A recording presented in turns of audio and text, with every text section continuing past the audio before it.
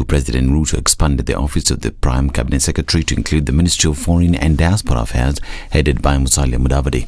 Investment, Trade and Industry Cabinet Secretary Moses Kuria has been moved to the newly reconstituted and renamed Ministry of Public Service, Performance and Delivery Management.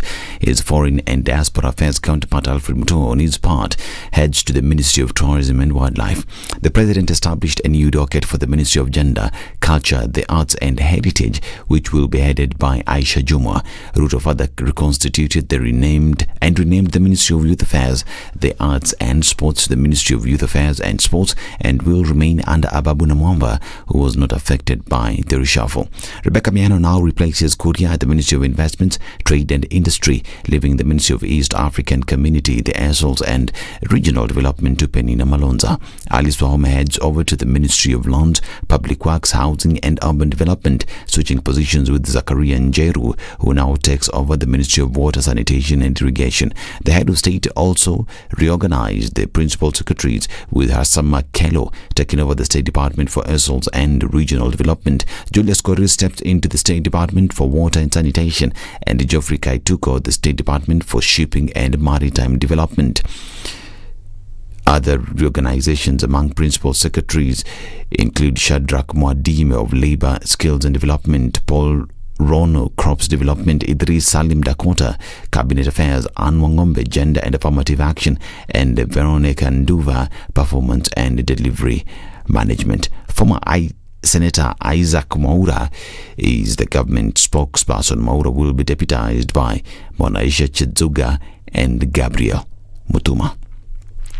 And Azimio leader Raila Odinga has faulted President William Ruto for his countrywide tours instead of serving Kenyans on the president's visit to the Nyanza region, expected to take place tomorrow. Raila said Ruto is spending a lot of time playing politics 1 year since he was sworn in.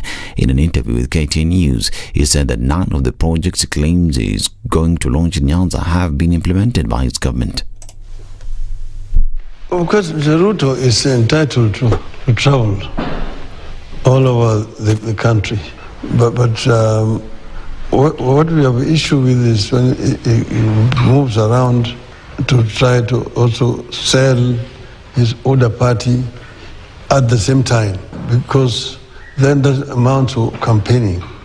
And if he's campaigning, then we are also entitled to campaign. If he proceeds on that, then he'll bring the country into a campaign mood. You see, and if you bring the country into campaign mood, then very little development will take place. He is trying to do what he did when he was the deputy president, where Uhuru said he was tangering around the country. Education CS Jacqueline Mugo has ordered officials from the Ministry of Education and Health to investigate the strange illness at Erege Girls in Kakamega.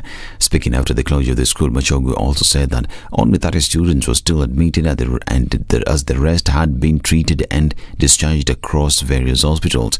He further said that Form 4 students had, however, not been released as exams were less than 2 weeks away. But they have said that by the end of the day today, they'll be communicating to us the day of coming back to school. They'll communicate through the walls, and every parent will get to know exactly when they'll be coming back with their kids.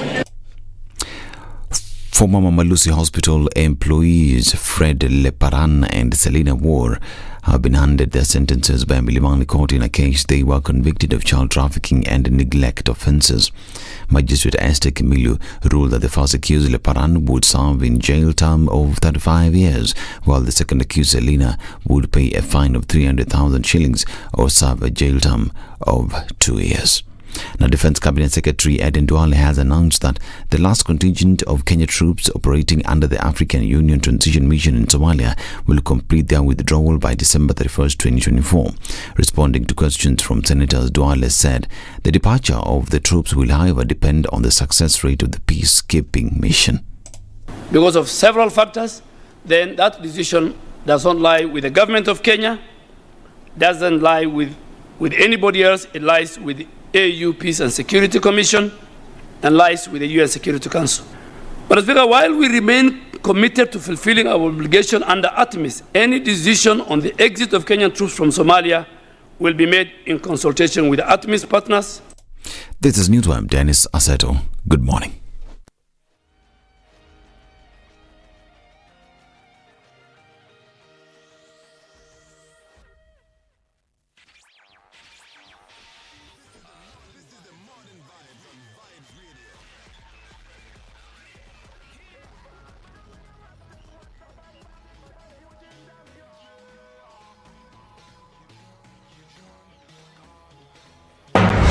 The following takes place from 6 a.m. to 10 a.m. every weekday on Spice FM.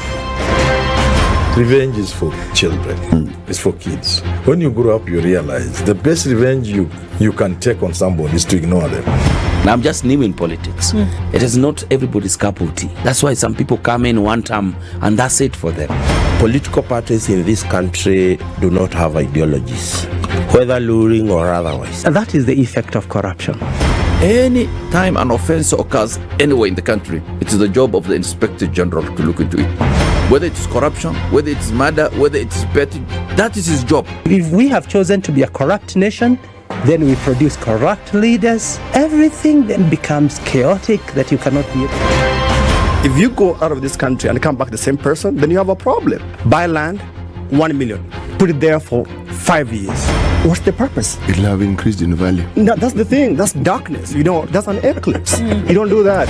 I hope you don't believe that a hustler is a poor person or that all hustlers are poor. I've seen that conversation. Tell us, who is a hustler? Who's a hustler? Hustler is a person who is making a living through hard work.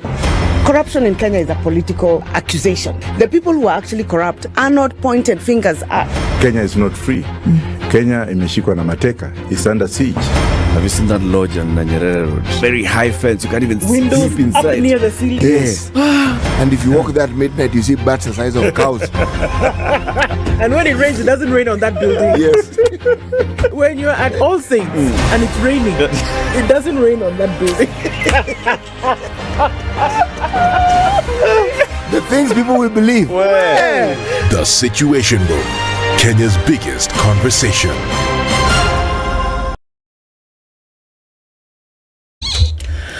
Good morning. Welcome to Thursday. What's happening on the roads this morning? Actually, not much movement here and there. On Jogo Road, we're looking at some traffic heading towards Landis. Outbound traffic is not a thing, likely to pick up as we get closer to traffic hour. And we're also looking at some movement right around Survey on the Thika Superhighway. Coming off of Muthaiga, Limuru Road, coming in from United Nations Avenue, you'll be able to get to the city real quick without a problem. James Gishuru looks good, touching on Westlands. And let's look at Mombasa Road as you're coming through towards Capital Centre, out towards Nyeri Stadium roundabout and through to Uhuru Highway. You're actually all right. Not much happening at this time in the morning, but it will definitely pick up this Thursday. And we'll be here for it. Let us know what's going on in your neck of the woods and let's keep things moving this morning. Talk to us on Spice FM, KE on X.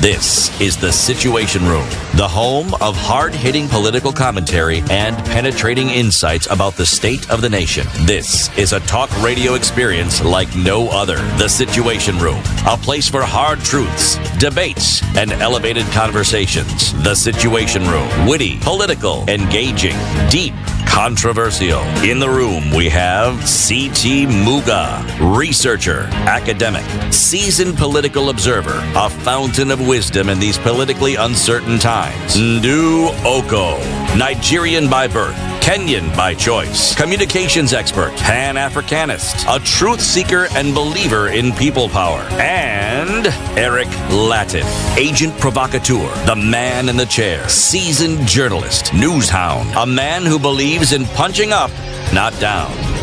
This is The Situation Room, the only way to start your... Good morning. It's the first Friday of the week. I just remembered that we used to say that. So Thursday becomes the first Friday of the week. And here we are getting into it. It's the 5th of October, 2023. And as you say, CT, it's a looking thing. And there goes the year. Just looking at us. And we keep on moving. How are you this morning? Keep on moving on up. Anyway. To the top. To that, what is it? Way from apartment in the sky. Something of that sort. Something. So we're moving on up. Hey. Yes, that is the yellow to idea. The top. I finally got a piece of the pie. Yeah, something like that. Something of that sort. You know, I like to keep my promises. Don Sabwa asked me to sing the song Chiquitita. Chiquitita. I'll sing the first verse for you as we're waking up on this Thursday morning. Sawa? It's a song by ABBA. They did it many years. I don't even think I was born, but okay. I won't sing the chorus because clearly. Okay, so it's a message actually. Here we go. Chiquita, tell me what's wrong. You're enchanted by your sorrow. In your eyes, there is no hope for tomorrow. How I hate to see you like this. There is no way you can deny it. I can see that you're oh so sad, so quiet. Chiquita, tell me the truth. I'm a shoulder you can cry on. Your best friend, I'm the one you must rely on. You were always sure of yourself. Now I see you're broken a feather. I hope we can patch it up together. Cindy O'Donnell. Then there's the chorus and other things happen and it's a wonderful song. But it was a great message. A friend holding up another one, and tell me, be in that space where you can tell me what's going on. ABBA did some beautiful music, and good morning to you, Don. We can see you there and we'll say hello to you in a minute. I know Ednah was looking for that song, and then where did it go? It just went. Okay, sawa. Good morning, everybody. Welcome. CT, did you have a good day yesterday? I did. You did? I did. Welcome to Friday. Thank you. You're welcome. All right, guys, welcome to Kenya's Biggest Conversation. Joining us this morning, we're getting into it, and a number of things we're going to ask. Jeffrey Archer wrote a book. It was called Shall We... Okay, sorry. Jeffrey Archer wrote many books. Right, now let's go on. One of the books he wrote was called Shall We Tell the President? Yes. You read that book, didn't you? So yes. A long time ago. Yeah. Yes, I did. And there was a supposed threat to the American president, and they went through this whole day. So the whole book is in a day. And from minute to minute, hour to hour, about who was killed, who was trying to thwart the threat. And they finished the day finally, and nobody knew what had happened. The president was none the wiser. And the very end of the question is, this particular FBI agent then asked, shall we tell the president? So that's the conversation we're going to be having at 9 o'clock today. About, what exactly is happening in the country. And dear Mr. President, this is what's going on. The state of everything. We'll be having that conversation at 9 o'clock. And Justina Wamai and Mark Bichachi join us for that conversation at 9. All right. Then at 7 a.m., the Federation of Kenya Employers, represented by the executive director and the CEO, Jacqueline Mugo, will be with us here, and we'll be talking about honoring best employees in Kenya, why it's important to do, who's actually doing what they're supposed to do, holding up the rights of employees, and making sure that the environment space is safe. So we'll have that conversation with her at 7. And then it is Justice Thursday. So at 8 o'clock, we'll be joined by Professor Marion Mutugi and Renee Ngamau. And the National Council on the Administration of Justice is the NCAJ. And we'll be discussing enhancing administration and access to justice, specifically on sexual and gender-based violence, otherwise known as SGBV. So those are the conversations we'll be having this morning. And as we get into it, thanks already for joining us, folks. Everybody far and wide, karibuni sana. We're going to... Okay, now, Eric Latiff, where you are, there's one beautiful lady. Her name is Ednah. Ednah is saying we are greeting you. In fact, we're all greeting you, but Ednah is front and center. So wake up, please. And as you prepare to shine your shoes and come and join us in a couple of days, just know that you're wind assisted by Ednah's greetings. Nivo. All right, let's take a break. We're going to look at the weather, see what's going on in the skies today. Is it going to be warm? Is it going to rain? Well, I'll tell you in a bit, and then we'll come back and say hello to you and then get into it.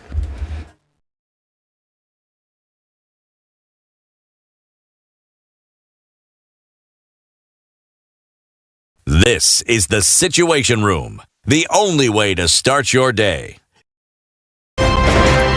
Thank you very much, Eric, and it's good to be at the Situation Room.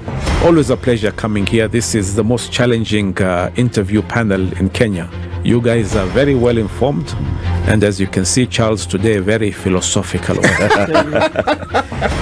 be poor in this country is the greatest sin you can commit, not just from a legal perspective, but from life generally. It is very, very skewed. We've just heard on the floor of Parliament, just most recently, a leader within the ODM saying that Sisi ni ng'ombe is a baba. Yeah. Which means that you are willing to be milked dry. You cannot force me to believe. I'll give way. If it's land that I'm told to return to you, I will. Okay? Because the court has said so. But I'll continue saying, watu wamenirusha. That's all that I'm doing. The Situation Room, Kenya's biggest conversation. 15 degrees and cloudy conditions in Nairobi, highs of 24, and we'll see highs of 24 as well in a partly cloudy Nakuru at 15. It's 14 and cloudy in Nyeri, going to highs of 23, and 14 and partly cloudy in Eldoret with highs of 25 and lows of 13. It's clear at 23 in Mombasa with highs of 30, and we'll see highs of 30 as well in a partly cloudy Malindi at 24. 21 and clear in Kisumu with highs of 30 and lows of 19, and at 16 degrees, Kakamega is clear with highs of 29. Looking into Kampala, it's mostly cloudy at 20 with highs of 27 and lows of 18, and at 25 Dar es Salaam is mostly cloudy going to highs of 30 and lows of 24. 17 and clear in Johannesburg with highs of 31, and at 26 it's mostly cloudy in Lagos, and we'll see cloudy conditions at 25 in Kinshasa going to highs of 33 and lows of 23. It's sunny at 18 in Beijing Thursday afternoon, highs of 21 and lows of 11. Paris is cloudy at 11 with highs of 19 and lows of 10. And Thursday we'll see cloudy conditions through London at 14 with highs of 19. It's 19 and partly cloudy in New York Wednesday night, coming into Thursday, highs of 28 and lows of 16.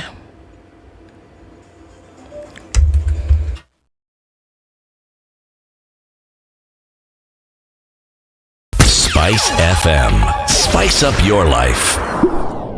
Mature, intelligent talk every morning. Spice up yourself.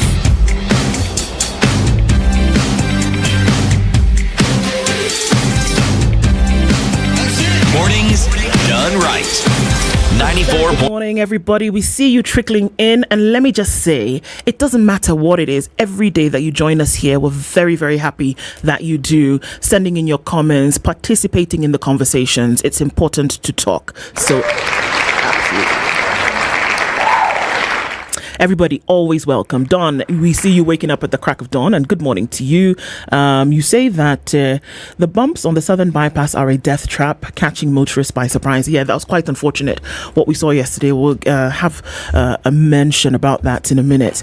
Shadrach Kamau says, good morning. Tune in from the International School of Kenya. Good morning to you. Robert Mbogo, habari ya mwananchi. Well, good morning to you, sir. Karibu sana. James Sekento tuned in from Kerarapon.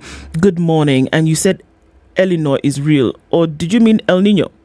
Both of them are real. Robert, what's wrong? You said you've decided to marry 3 wives all at once or in succession. Let us know how we can offer you some support. And you say wish you luck. We are wishing you luck, my friend. Tuned in from Manchester, Sir George Gashoiri is tuned in this morning. Good morning, Nducity. Good morning to you. Good morning, Team Spy, says Edward Muneo. Good morning to you. Shadrach Kamau, we see you. Good morning. Agri Momanyu. You say that a pot of honey will always be sweet, whether you opened it or found it open. Moses, it's true, it's true. Just because you're the one that found it doesn't mean that it's going to lose its sweetness. Okay, I agree, I hear you. Good morning, sir. Doesn't mean you added to the sweetness. Or that you, yeah, because you came in touch with it. Indeed. Linus says, good morning. Guten Morgen, Indo and CT, running in from München. Okay, that's great. Running in. Oh, tuning in. Is it my eyes that are doing their own things? Okay, tuning in. Griffin Anasi says, good morning, people. Kindly teach us how to say good day and good morning in Yoruba or Igbo. Oh, okay. I'll do that in a minute. Ceresia Maveka, good morning, Justice. Greetings, Ndu City and team. Good morning, Justice. Yeah, Sijabanduka, Sikunjema, she says.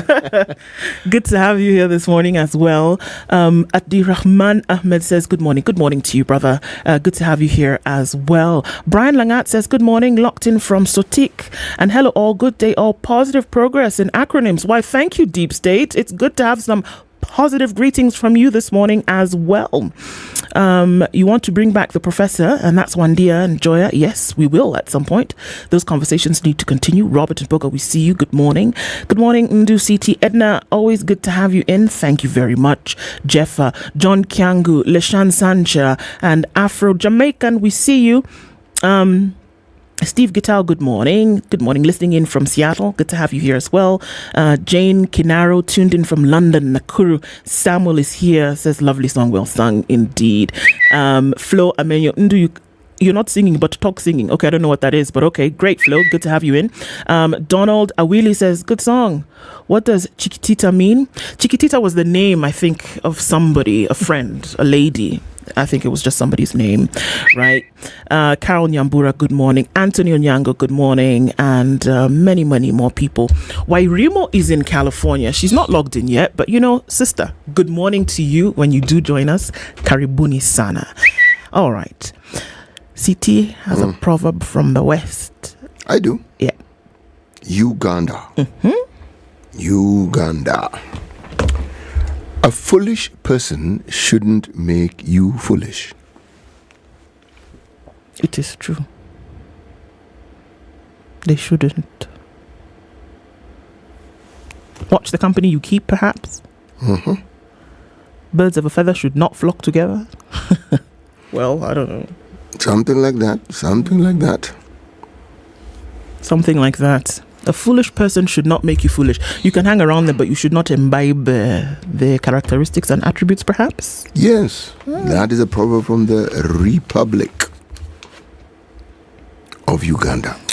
Uganda, which is part of the Africa Great Lakes. Yes, a delightful, a lovely country. It is, really. Lovely people. Really, really. Let me ask the listeners a question. Not Ugandans, the others from the East and Central African region. Is Kiswahili spoken in Uganda? Tell us. They'll tell us. They will tell us. They will tell us. Is Kiswahili spoken in Uganda? Yes. Okay. Now, the president is known by everyone. Okay. His name is Yoweri Museveni. But do they know who the vice president is? They even have a prime minister. Do you know who the prime minister is? Well, maybe I should tell them. Please. The vice president is called Jessica Alupo. Jessica who? Alupo. Right. And the prime minister is called Robina Nabanja. They're both women. Well, it's nice. Isn't it a lovely place? It is. The Minister for Education is also a woman. Yep. She happens to be the wife of the president, but okay. There's that little detail. Yeah. There's that little detail. Interesting. Forward-thinking people. Abi? Right. Okay, guys, let's take a look at the headlines. On the front page of the Standard, no surprise, shock cabinet reshuffle. I don't know that it was a shock, but it was a cabinet reshuffle either way. President William Ruto yesterday shuffled his cabinet, a move that saw vocal Moses Kuria pushed from the Trade Ministry to that of Public Service. Mudavadi, the biggest winner in the reshuffle, according to this, adds foreign and diaspora affairs to his docket as Alfred Mutua moves to tourism. The president also appointed ambassadors as he moved principal secretaries. So we saw all of that. We'll look at some of the details, but how about a fun Wednesday evening to now say, as you are going to bed, let me just shake things up a little bit so that as you wake up on Thursday morning, you know where you are going. You are properly shaken. Yes. Not stirred. Not stirred. This one you were shaken. Maybe it will be stirred today. Now when you're trying to figure out, we normally go in this direction, but today this is where we are going. But what normally happens? Like if you left Ministry of Foreign Affairs on Wednesday evening and went home, and then there's a reshuffle, then you wake up on Thursday morning, do you still go to Ministry of Foreign Affairs, or do you now go immediately you have to hand over. Tourism? You have to hand over. I thought as much. You must hand over. You have to hand over. Now, whether you report first to your new posting and then come and hand over, whether you hand over first, I'm not very certain. Not sure either. Yes. Oh, okay. Death, destruction in wake of fresh Sondu clashes. We saw this yesterday. You see, now I should stop hanging around with you because I've started to talk. What did they say? Your friend should not make you foolish. Now I'm starting to talk like it's not just your friend, a foolish person. Death, destruction in the wake of fresh Sondu clashes. Unfortunately, waking up to pictures yesterday morning of what we saw happening at the border, and the hope is that something will be done, or this situation will be arrested. So there's hope, as the World Health Organization now has okayed a second malaria vaccine. So it's possible that we get to the point whereby malaria still kills the highest number of people, isn't it? It would be the hope that, let me rephrase that the number one reason for death in terms of disease is malaria. The hope is that this vaccine will be passed through and the trials will be successful, and that they get this okay and it can start being used and we can see malaria be a thing of the past. All right. There was an interview with Azimio leader Raila Odinga, and he says that greed is making government hurt Kenyans. We'll look into the details of that. And now a UAE firm is to take over Telecom. Sawa. Is that right? Okay. On the front page of The Nation, Musalia's big win is what it's being called. Everybody seems to think that he's the one who's won big here. All right. President William Ruto yesterday created a new ministry. There we go. That's the question we're asking, Ednah. He created a new ministry as he made his first cabinet reshuffle that elevated Prime Cabinet Secretary Musalia Mudavadi by handing him the influential Foreign Affairs docket. CS's Moses Kuria and Alice Wahome, who had courted controversy in their previous positions, were among those who were moved as the head of state reorganized his government by shifting functions and reconstituting some ministries. Again, details of that. Ticker headlines. Teachers' pain and unfailing hope amid shortages in sector. As teachers mark World Teachers' Day today, every teacher that was spoken to yesterday was more worried about the learners that they teach than the challenges that they themselves face. That's interesting. Chiloba says, I did not pay myself. Everybody's talking about me paying myself. I actually did not. Okay. A social worker will spend 35 years in jail for child theft. He actually stole a child, and for that, he will be in jail for a while. Okay. KDF to fully exit Somalia in the next year, according to Cabinet Secretary Aden Duale. And he said that at the end of next year, we should have left the area. All right, that's what those two are looking like now. CT, over to you, Roger. My goodness gracious me. Terrible news. But let's begin with the top right-hand corner in teal green. Mm-hmm. Child trafficking. Remember there's this gentleman who has been in the docks for quite a while now? Mm-hmm. Two individuals, Selina Adundo and Fred Leparan. Okay? These two individuals. Well, Mama Lucy hospital social worker jailed for 35 years. Do you? All right? 5. Right. Okay. Now, let's go to some of the other headlines. KDF to withdraw from Somalia by December next year. As in 1 year, 2 months from now, Kenya will withdraw from Somalia. All things being equal, and there being no drought, and there being no locusts, and there being no El Nino, we will withdraw. Yeah. However, if there are changes in the climate and greenhouse gases intervene, there might be something different. Okay. New bill proposal. 10 years in jail for holding dollar beyond 45 days. I see so.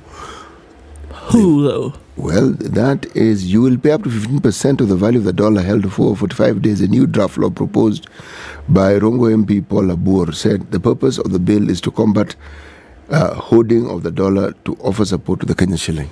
Yeah, but who? You, an individual, what? If it's my money, I cannot hold it? Or Ednah, perhaps if you could look for this gentleman so that he could come in. He's a member of parliament. Let him come and explain this, because I don't understand what he's talking about at all. Who? Banks, individuals, companies, or organizations? Yes. Now, when you ask that question, then that is easy to answer. The story is on page 7, all right? And he goes into details, okay? He's proposing this Forex Holding Bill 2023, that stiff penalties to individuals and entities accumulating foreign currency for speculative purposes. How do you determine it's for speculative purposes? Really? Banks hold money. So banks shouldn't have foreign exchange. for beyond 45 days again. So then how then do they trade in it if they can't hold it for any length of time? I mean, I don't understand. I don't... Okay. Well, he says the Central Bank of Kenya shall establish guidelines and threshold for determining what constitutes reasonable need in consultation with relevant stakeholders, the bill says. We cannot continue to be helpless and just watch Kenyan shilling slide against the dollar without taking action. Does he understand why the dollar is sliding? He thinks it's because people are holding the dollar. Really? Oh, I mean, it would point to that. No.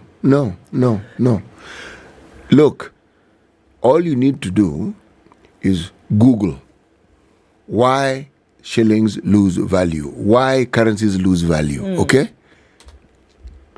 Even the dollar loses value against other currencies. So does that mean that the Americans are holding their dollar? They could be. Is that not what he's saying? Look. So just in case you were, I would assume that what he's saying is don't. There are more US dollars outside the US than there are in the US. Okay? C'est vrai, yeah. Yes. So, but there is logic to it, and I don't understand the logic. So perhaps if we call him, he'd be able to explain this to us. This is true. All right? Okay. Yes. For now, let's look at traffic. Please. Okay. Let's look at what's happening on the roads. Then we come back and open up these stories so that we can understand them in a finer detail. Folks, good morning. Now at 28 minutes to 7 o'clock, coming back after the traffic to continue.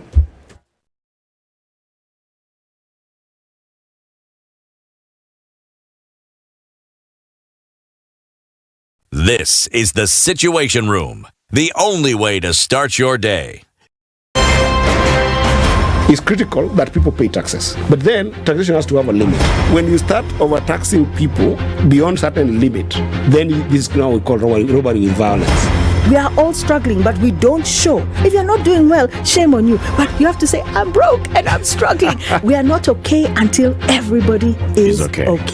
We are pretending to have political parties. Why don't we just be honest? And we say, these are the Luyas, these are the Kambas, these are the Kikuyus, and we find ourselves in Kenya. You know, with politics and leadership, no matter what you do, there will always be a complaint. There will always be the assumption that you're either stealing or you're not doing things right. As a leader, don't fear. If you know you're doing the right thing, you've thought about it, you've got an expert advice, do it, then understand later. This country, we don't need prayers. Prayers is between you and God. Good governance and thinkers who care about the country and not their stomach. That's what we need. The Situation Room, Kenya's biggest conversation. All right, getting closer into it, and there's still some movement on the Thika Superhighway. Again, this is nothing crazy. We're looking at then beyond survey, heading towards the CBD, and that'll take us out towards Pangani at the underpass, and then towards Globe Cinema overpass into the city. Is not a challenge at this point. Jago Road is also starting to build up with some traffic, and we're also looking at it coming off of Mombasa Road. Traffic is moving, and it's moving quickly. There's no holdups here at all. Okay, the Southern Bypass was a huge mess yesterday. I know folks are going to be cautious, looking at details of what might be happening there, where we will see certain traffic equipment sorted. All right, so let's be careful as we are approaching that area. Coming out of Westlands, you're good. And James Gishuru, not much happening as you're touching on Wayaki Way. All of this we're going to keep an eye on as we get closer to traffic hour. Help us out, folks. You see something that we should know about? Let us know and we'll spread the word. Spice FM KE on X.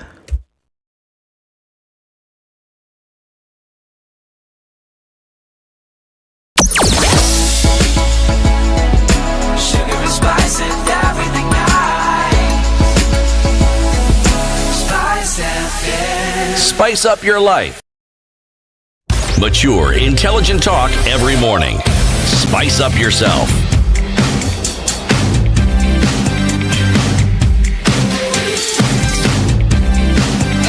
Mornings done right. 94.4 Spice FM, Nairobi. This morning, the cabinet reshuffle. It's interesting because Sata Masanga says, well, they can shuffle every week if they like to.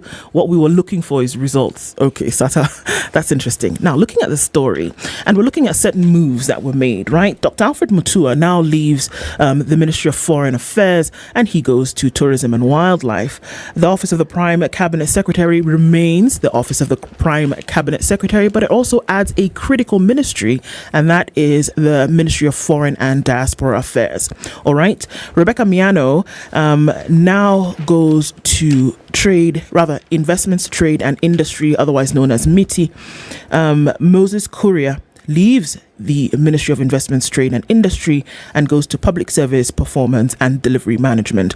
Aisha Jumwa leaves Public Service and goes to Gender, Culture, the Arts and Heritage. Alice Wahome, who was the Cabinet Secretary, Ministry of Water, now goes to Water and Sanitation, now goes to Lands, Public Works, Housing and Urban Development. Penina Malonza, previously of Tourism and Wildlife, now goes to the East African Community, the Assholes and Regional Development. Zakaria Njeru, who was at the Ministry of Lands, now goes to Water, Sanitation and Irrigation. All right, looking at that story on page 4 and 5 and looking at a bit of a deep dive in terms of what was said, Mudavadi is the big winner who now gets an entire ministry added to his office. And of course, you have to ask yourself the questions. What happens when a reshuffle takes place? That the executive is looking to use every available resource in terms of human beings to tighten this thing, to tighten the screws on this machine then that is, or this vehicle then that is driving government, and saying, all right, maybe it's time that we shifted things a little bit to make sure that we get the best results for what we have. And that's what usually an executive will do with a reshuffle. We've also seen that there's been the movement of persons in the ambassadorship in different countries. One notable movement is that we saw that Terry Ramadhani, who used to be the CEO at KEMSA, now moves as the deputy ambassador in Kenya's ambassador mission to India. All right. We're also seeing that finally the government spokesman position was finally given to individuals. And we've seen that former Senator Isaac Mwaura now is the government spokesman, but the office has been constituted in that it has a spokesman and then it has 2 deputies. Sir Gabriel and Lady Mwanaisha now serve as deputy spokesmen and deputy spokespersons, right? So they talk about, interesting because the notice then talked about the reconstitution of the office of the government spokesman or spokesperson. And so now you have an overall spokesperson and then you have 2 deputies. Makes sense. Yeah. Mm-hmm. So those are some changes that have taken place. Of course, there's a lot of chatter in what could or could not be happening. But again, we go back to why does an executive, it doesn't matter where you are, actually make changes? Why do you shuffle? Again, it's because you want to tighten the screws on this vehicle and make sure that you're getting as much bang for your buck as you can, to make sure that everybody is delivering at optimal level, and that if we've seen, okay, we've tried this, it's not working, how about we shake things up a little bit, shuffle things around and see if we get a better fit. Conspiracy theories aside, that is usually the reason. Sawa? Yeah? Okay. I've told you. You're in Guinea. One of the things that the impression that one gets whenever people are in these positions of authority, they behave as though they're permanent jobs that they will work in or on until the day they die. But the reality is that it is temporary at best. And that others have preceded you and others will come after you. Yeah. And what is worse is that you will be easily forgotten. When you leave? Yes. Oh, okay. Even when, see, someone like Moses Kuria is known because he never stops talking. He talks all the time. And the media give prominence to his talking. So he is remembered. We have ministers in this government who you don't know about because you hardly ever hear them say anything. So when someone even asks you ask, sorry, which minister again? And you even ask, well, does that person, did you say they were called what again? See? So people who get known are people who make it possible to be known. Yeah. You not only say things, but you say things that are considered to be controversial. People know you and remember you. Yeah. In fact, the more ludicrous you are, the more you will be remembered. You will be remembered. That is true. Yes. Indeed. Yeah, of course there'll be more discussions about this reshuffle. The conspiracy theorists will all jump out of the woodwork in terms of what needed to be done or who needed to be, taught a lesson or etc. But hey, look, how about we go with that we're trying to tighten the screws on this vehicle. Okay, over to you, Roger. Well, the Star has on its headline something that happened a couple of days ago. Tussle, the Wiper leader protested Omar's statement against Raila. Kalonzo Omar in bitter spat as teams retreat. Yeah, this is discussed somewhat. They eventually quietened down, told each other. They said a few unsavory things. I have read it. There's nothing unsavory. Someone tells you want to be governor. Well, yeah, so? Then another one tells you want to be president. Okay, sir, they've said it then. Okay. I don't think it was what was said per se, but I think it was how it was said, and then the manner it was received in, because it was visual. Because you could see the consternation on each of their faces, and it was kind of like, well, I finally get an opportunity to tell you what I really think, and I'm not letting that go. So if you watch the clip of how it actually happened, the words on the paper don't do it justice, really, because it didn't look like it was a comfortable situation for either one of them. You know something?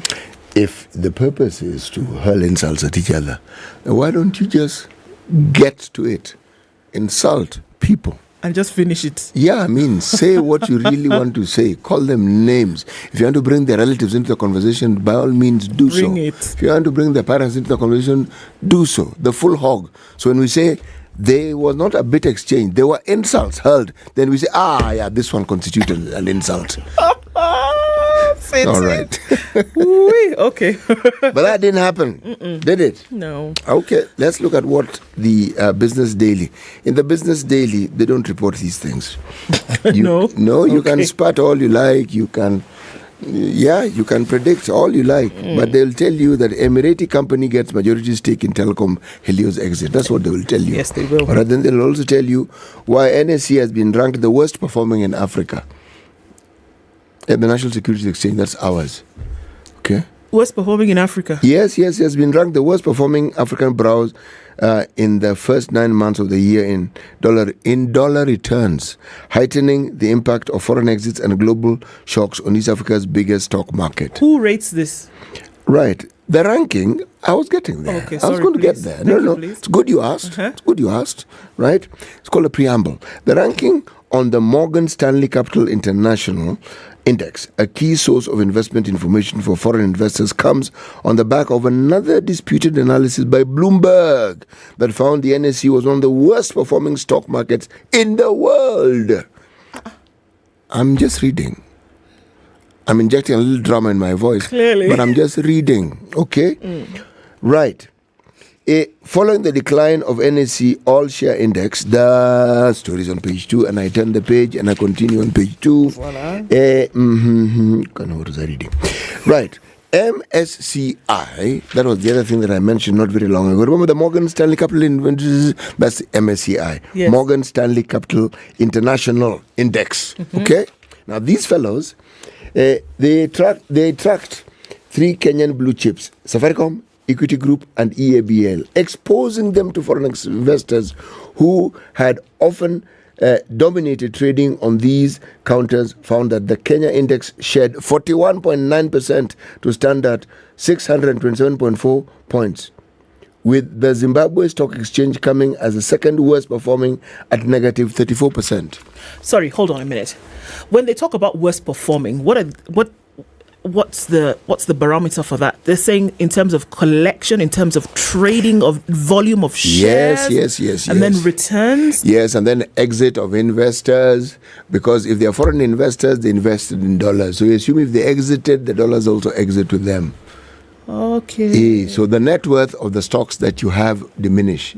And if it continues diminishing with the percentiles that we're hearing here, then you are performing badly. And also, you're not as attractive as you were before.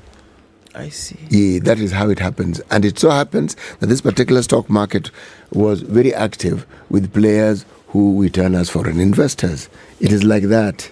Olema. Okay? Okay. Right. In a summary, that is what it is. Then... goodness, things are thick here. Treasury settles on Infrastructure Corporation of Africa LLC. Helios forced to resell its 60% stake to UAE firm. Yes. The way it was reported, you'd think they were told, you return the money. But they were. No, hold it. they're being told they sold. Being told to return the money and selling your stake are not the same thing. Okay?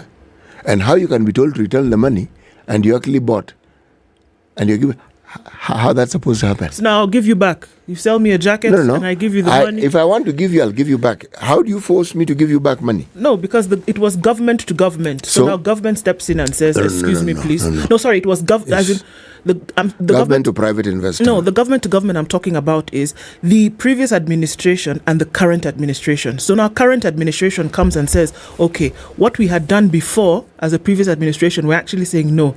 Under 1, 2, 3, it didn't make sense. So we are telling you now as private investor, as a government entity, sovereign state, etc., we are now saying that because this company still is a Kenyan company. It's Kenyan. Let me explain something to you. So now they come and say, actually, you know what? Perhaps we made a mistake. Come and return our thing. Take your money. You know, the reason why you hear me speaking in the manner I'm speaking. Yes. Government is not a person. It isn't. No. If the government made a deal and you're in the new government, it's still government. The newness of it is quite irrelevant in this situation. It is government that made the deal. That would be an argument the private firm would come out with. Yeah, but it's just a simple fact. Yes. It's government. Now, if you are unhappy with it, usually you have to go through some legal processes.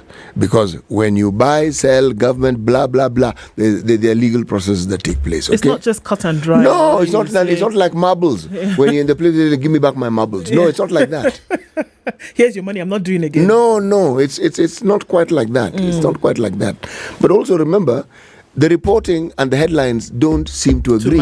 Because they're saying, Treasury said yesterday it had settled on Infrastructure Corporation of Africa, LLC, of the UAE to be the new majority shareholder on Telecom Kenya following a competitive process. Did you hear this before? No, please. Okay. That started in January 2023. Did you hear this? No, please. Okay. This came hours after the cabinet rescinded the decision in July last year that saw Helios pay 6.09 billion to exit the telco, directing the London-based private equity fund to refund government the amount. This is what I'm trying to say. We actually were paid.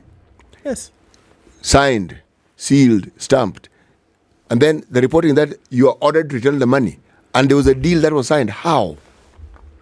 It's tricky, this one. We've not heard a response yet from Helios. In terms of what, I don't know if the communication has been sent to them. It's in the public. I don't know if they've received it. We will see it. Yeah, we will see. The thing is, this is a story that hasn't just ended. Because if this were true, then it's like saying that, let's say, for instance, we have a deal with China. That is the People's Republic of China. Yes. The People's Republic and Democratic Republic of China. Of course. And they have lent us money to build something at the port. Let's say, for instance, okay? And then we've built that thing at the port. Then we disagree. So give us back our money. Sorry? Give us back our money. We're not doing it again. Yeah. But the deal was done. I got the money. I've done other things with the money. So give it back the money. How? This issue of reselling the stake, that one makes sense. But give back our money. So essentially, we can sell it back to you if you want.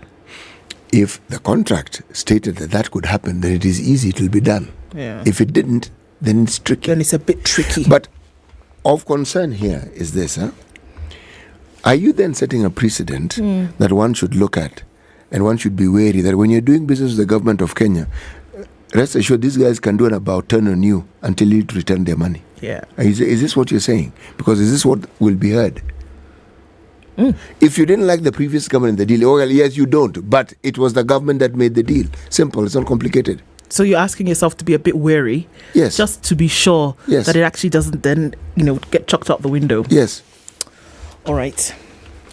Well, look, it'll be interesting to see what happens over the next couple of weeks because we're likely to hear about, respondent communication, what Helios will say, and if they're going to resell or if that. I can tell you for free, they're not going to return the money. They might think about reselling their stake, but let's hear. It's all a wait and see kind of thing. All right, let's look at this story that's splashed everywhere. Social worker who trafficked children sentenced to 35 years. A social worker at the Mama Lucy Kibaki Hospital who trafficked infants at a fee will spend 35 years in prison. Another social worker, Selina Awor Adunda, was ordered to pay a fine of 300,000 shillings or serve 6 years in default. Fred Laparan and Adunda were convicted and sentenced by Senior Principal Magistrate Esther Kimilu. The two were jointly charged with conspiracy to commit a felony, trafficking in persons and neglect of children. Handing down the sentence, Ms. Kimilu said Leparan took advantage of the infants and sold them like commodities and said that he had no empathy. Leparan, who was being defended by lawyers Danstan Omari and Martin Swiga, was found guilty of all 6 counts against him in the prosecution led by state prosecutors Caroline Karimi and Lindan Dambiri of the Children's Rights Division of the Office of the Director of Public Prosecutions. Kimulu said since Leparan had worked for long in community service, he ought to have protected the children. That's what you would have expected. But he didn't. He lacked empathy for them and was not remorseful. She then said, I sentenced the first accused as follows: 3 years on the count of conspiracy to traffic children, counts 2, 3 and 4 to serve 30 years for trafficking 3 children, and counts 6 and 7 to serve 2 years for child negligence. The court further found or clarified that Leparan will serve 25 years in custody and the remaining 10 years on probation under close supervision. It further cautioned that the two should not participate in any matter relating to children. Yesterday we did have a children's conversation about, reducing the numbers that we're seeing in terms of violence against children.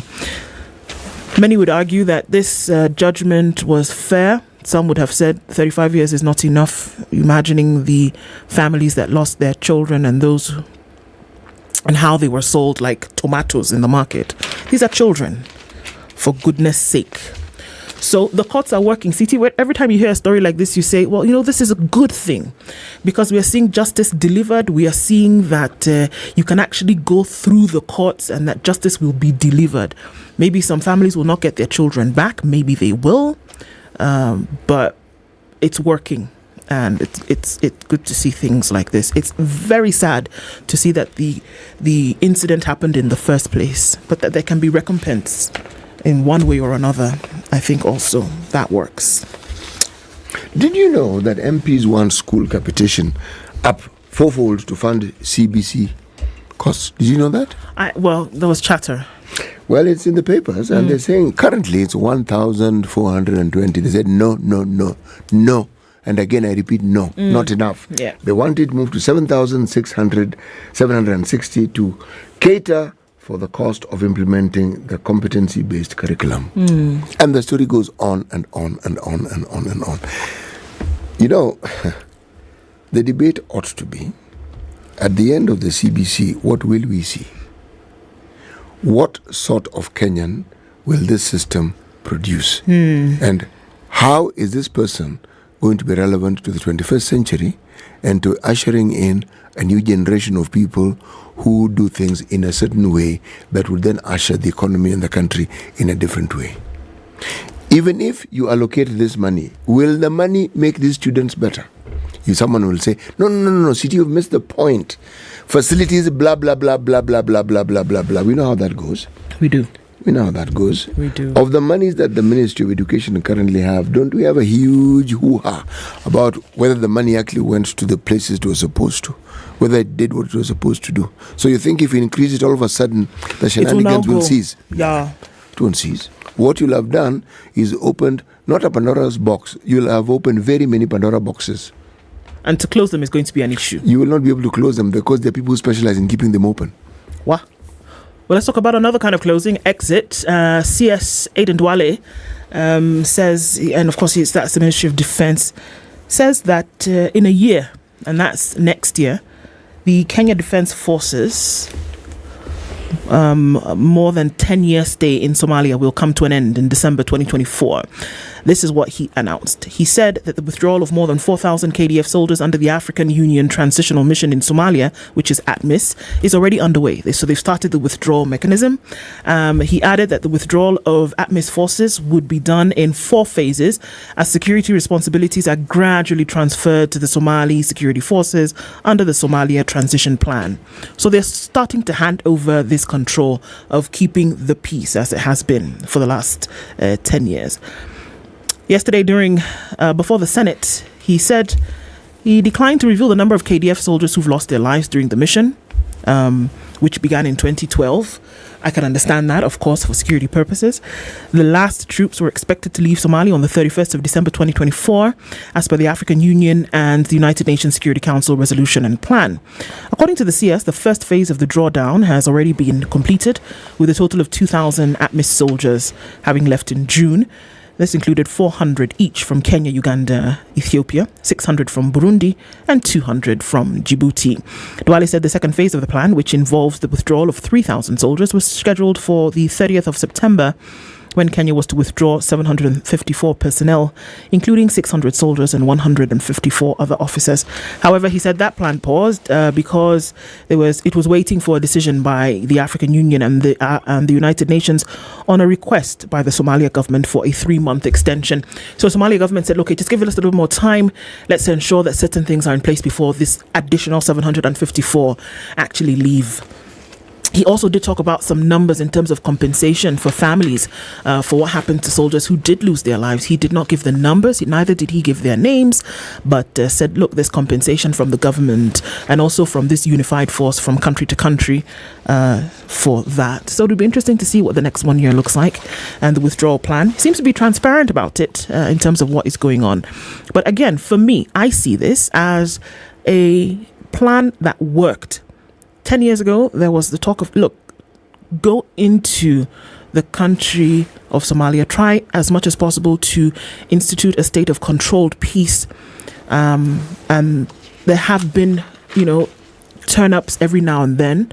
But now to see that they can now hand over this security control to the country itself and then pull back, I think is a good thing. And I think that some applause needs to be given there.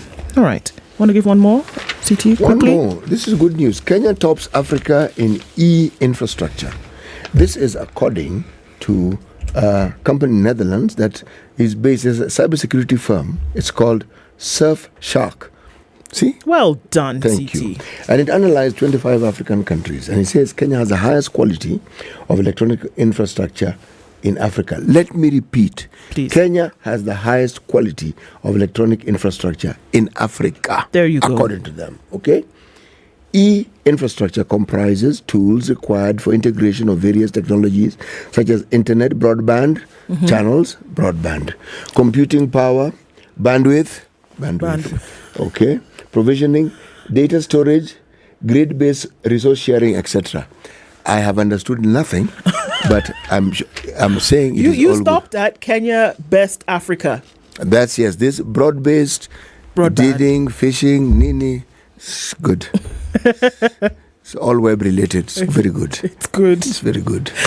If you want to meet the man behind the madness, how about you join us at the Gong Hills Hotel on Saturday night, October 7th. Spice FM, 4 years old, and it's been 4 years of having you join us every day throughout the day on the station. And we're saying, look, how about we celebrate together? 7th of October, Gong Hills Hotel from 7 p.m. up until very late. It is up to you to choose what very late is and come out looking like that. You know what like that is? I'll tell you in a minute, but it's happy 4th birthday to Spice FM, 7th of October. The location is in Gong Hills Hotel. Come out and meet everybody and have a good time together. How about that? Let's do it. All right. Coming into 7 a.m., we're getting into a conversation about employers in Kenya. Who's making the situation fit for a proper workplace? And the executive director and CEO of the Federation of Kenya Employers, Jacqueline Mugo, will be with us at 7 after the news. Good morning. It's 7 a.m.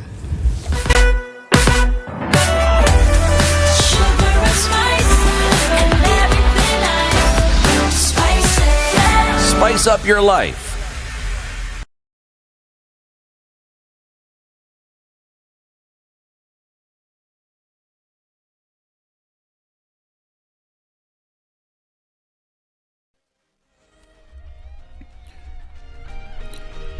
Good morning. This is Newswire. I'm Dennis Aseto. President William Ruto has reorganized his cabinet in a move that saw various ministries merged and renamed. In the move, President Ruto expanded the office of the Prime Cabinet Secretary to include the Ministry of Foreign and Diaspora Affairs, headed by Musalia Mudavadi. Investment, Trade and Industry Cabinet Secretary Moses Kuria has been moved to the newly reconstituted and renamed Ministry of Public Service, Performance and Delivery Management. Its Foreign and Diaspora Affairs counterpart Alfred Mutua, on his part, heads to the Ministry of Tourism and Wildlife. The President established a new docket for the Ministry of Gender, Culture and Arts and Heritage, which will be headed by Aisha Jomwa. Ruto further reconstituted and renamed the Ministry of Youth Affairs, the Arts and Sports to the Ministry of Youth Affairs and Sports, and will remain under Ababu Namwamba, who was not affected by the reshuffle. Rebecca Miano now replaces Kuria at the Ministry of Investments, Trade and Industry, leaving the Ministry of East African Community, the Azores and Regional Development to Penina Malonza. Alice Wahome heads over to the Ministry of Lands, Public Works, Housing and Urban Development, switching positions with Zakaria Njeru, who now takes over the Ministry of Water, Sanitation and Irrigation. The head of state also reorganized the principal secretaries, with Harsa Makelo taking over the State Department for the Azores and Regional Development. Julius Korir steps into the State Department for Water and Sanitation, and Geoffrey Kaituko the State Department for Shipping and Maritime Affairs. Other reorganizations among principal secretaries include Shadrach Modime, Labour and Skills Development, Paul Rono, Crops Development, Idris Salim Dokota, Cabinet Affairs, Anne Wangombe, Gender and Affirmative Action, and Veronica Nduva, Performance and Delivery Management. Former Senator Isaac Moura is the government spokesperson. Moura will be deputized by Mwanaisha Chizuga and Gabriel Mutuma. And Raila Odinga has said that he is confident that the National Dialogue Committee will prioritize high cost of living. The Azimio One Kenya leader has also defended his current silence and the opposition's action to stop the protest against the government, saying that this was to give dialogue a chance. Sisi tunatarajia watakuja na suluhu, lakini sitaki, niko na maoni yangu, lakini sitaki kutoa sasa. Manake tusemekana ati mimi ndio nimeharibu.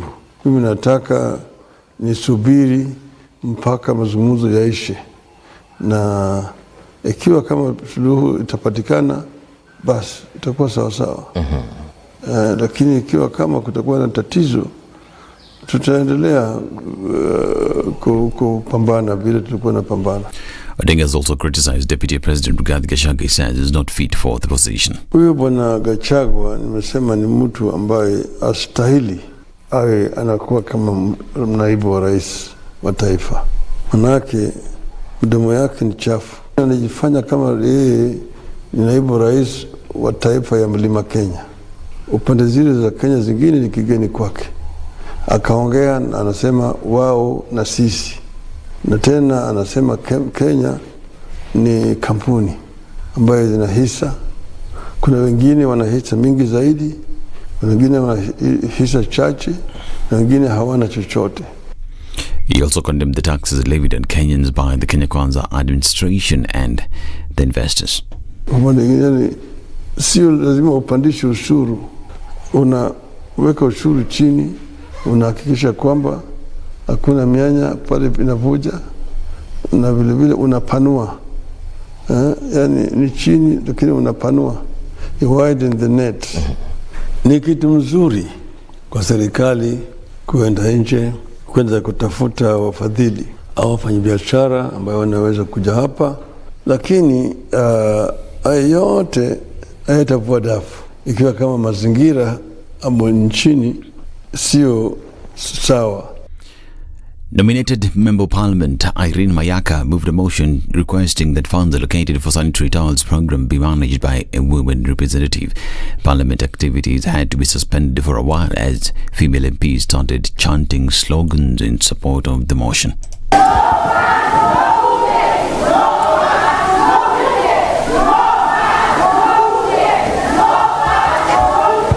Mayaka said that students haven't been receiving pads despite money being allocated for the purpose. This is Newswire. Dennis Aseto. Good morning.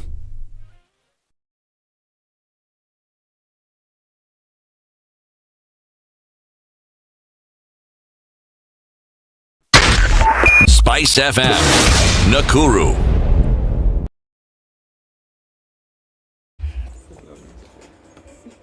All right, 7 o'clock, 5 minutes after it actually. And now is when we see buildup of traffic starting to come into parts of the city. On the Thika Superhighway, we'll see some of that coming out towards Muranga Road. And it's going to pile up. Juja Road is also giving some of that, then leading to the Thika Superhighway. Coming out of Westlands, not too much movement, but we're going to see that pick up, of course, as we get into traffic hour. On Uhuru Highway, moving as you get to the Haile Selassie Junction. And we're looking at some of that also coming in then from Mombasa Road. But again, nothing to worry about, not for now. If you've left, fantastic. If you haven't, I think you still can slide through before you get into traffic hour. And also looking at movement coming in to the Eastern Bypass. And North Airport Road is giving from Cabanas. An eye on all of this. Let us know what's going on where you are. Spice FM KE on X.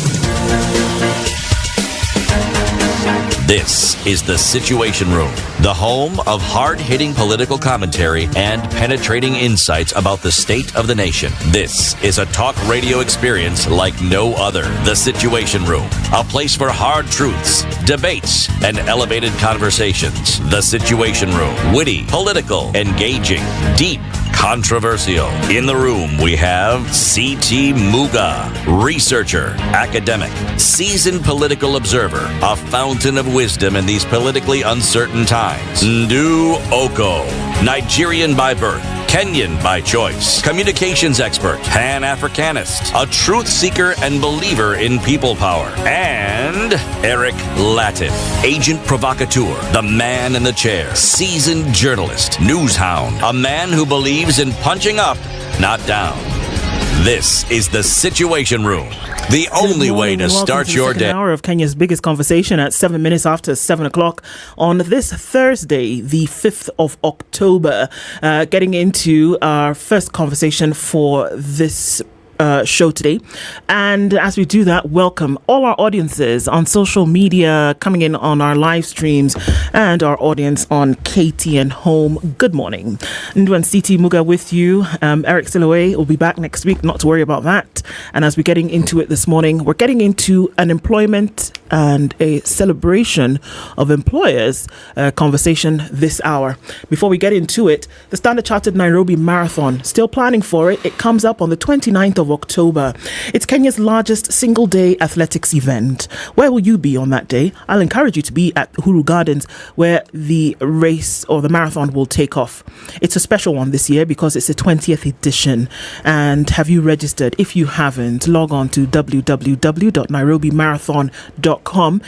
It's 2,000 shillings to register. The 2,000 shillings doesn't just go to getting a t-shirt. It also goes towards the Future Makers program.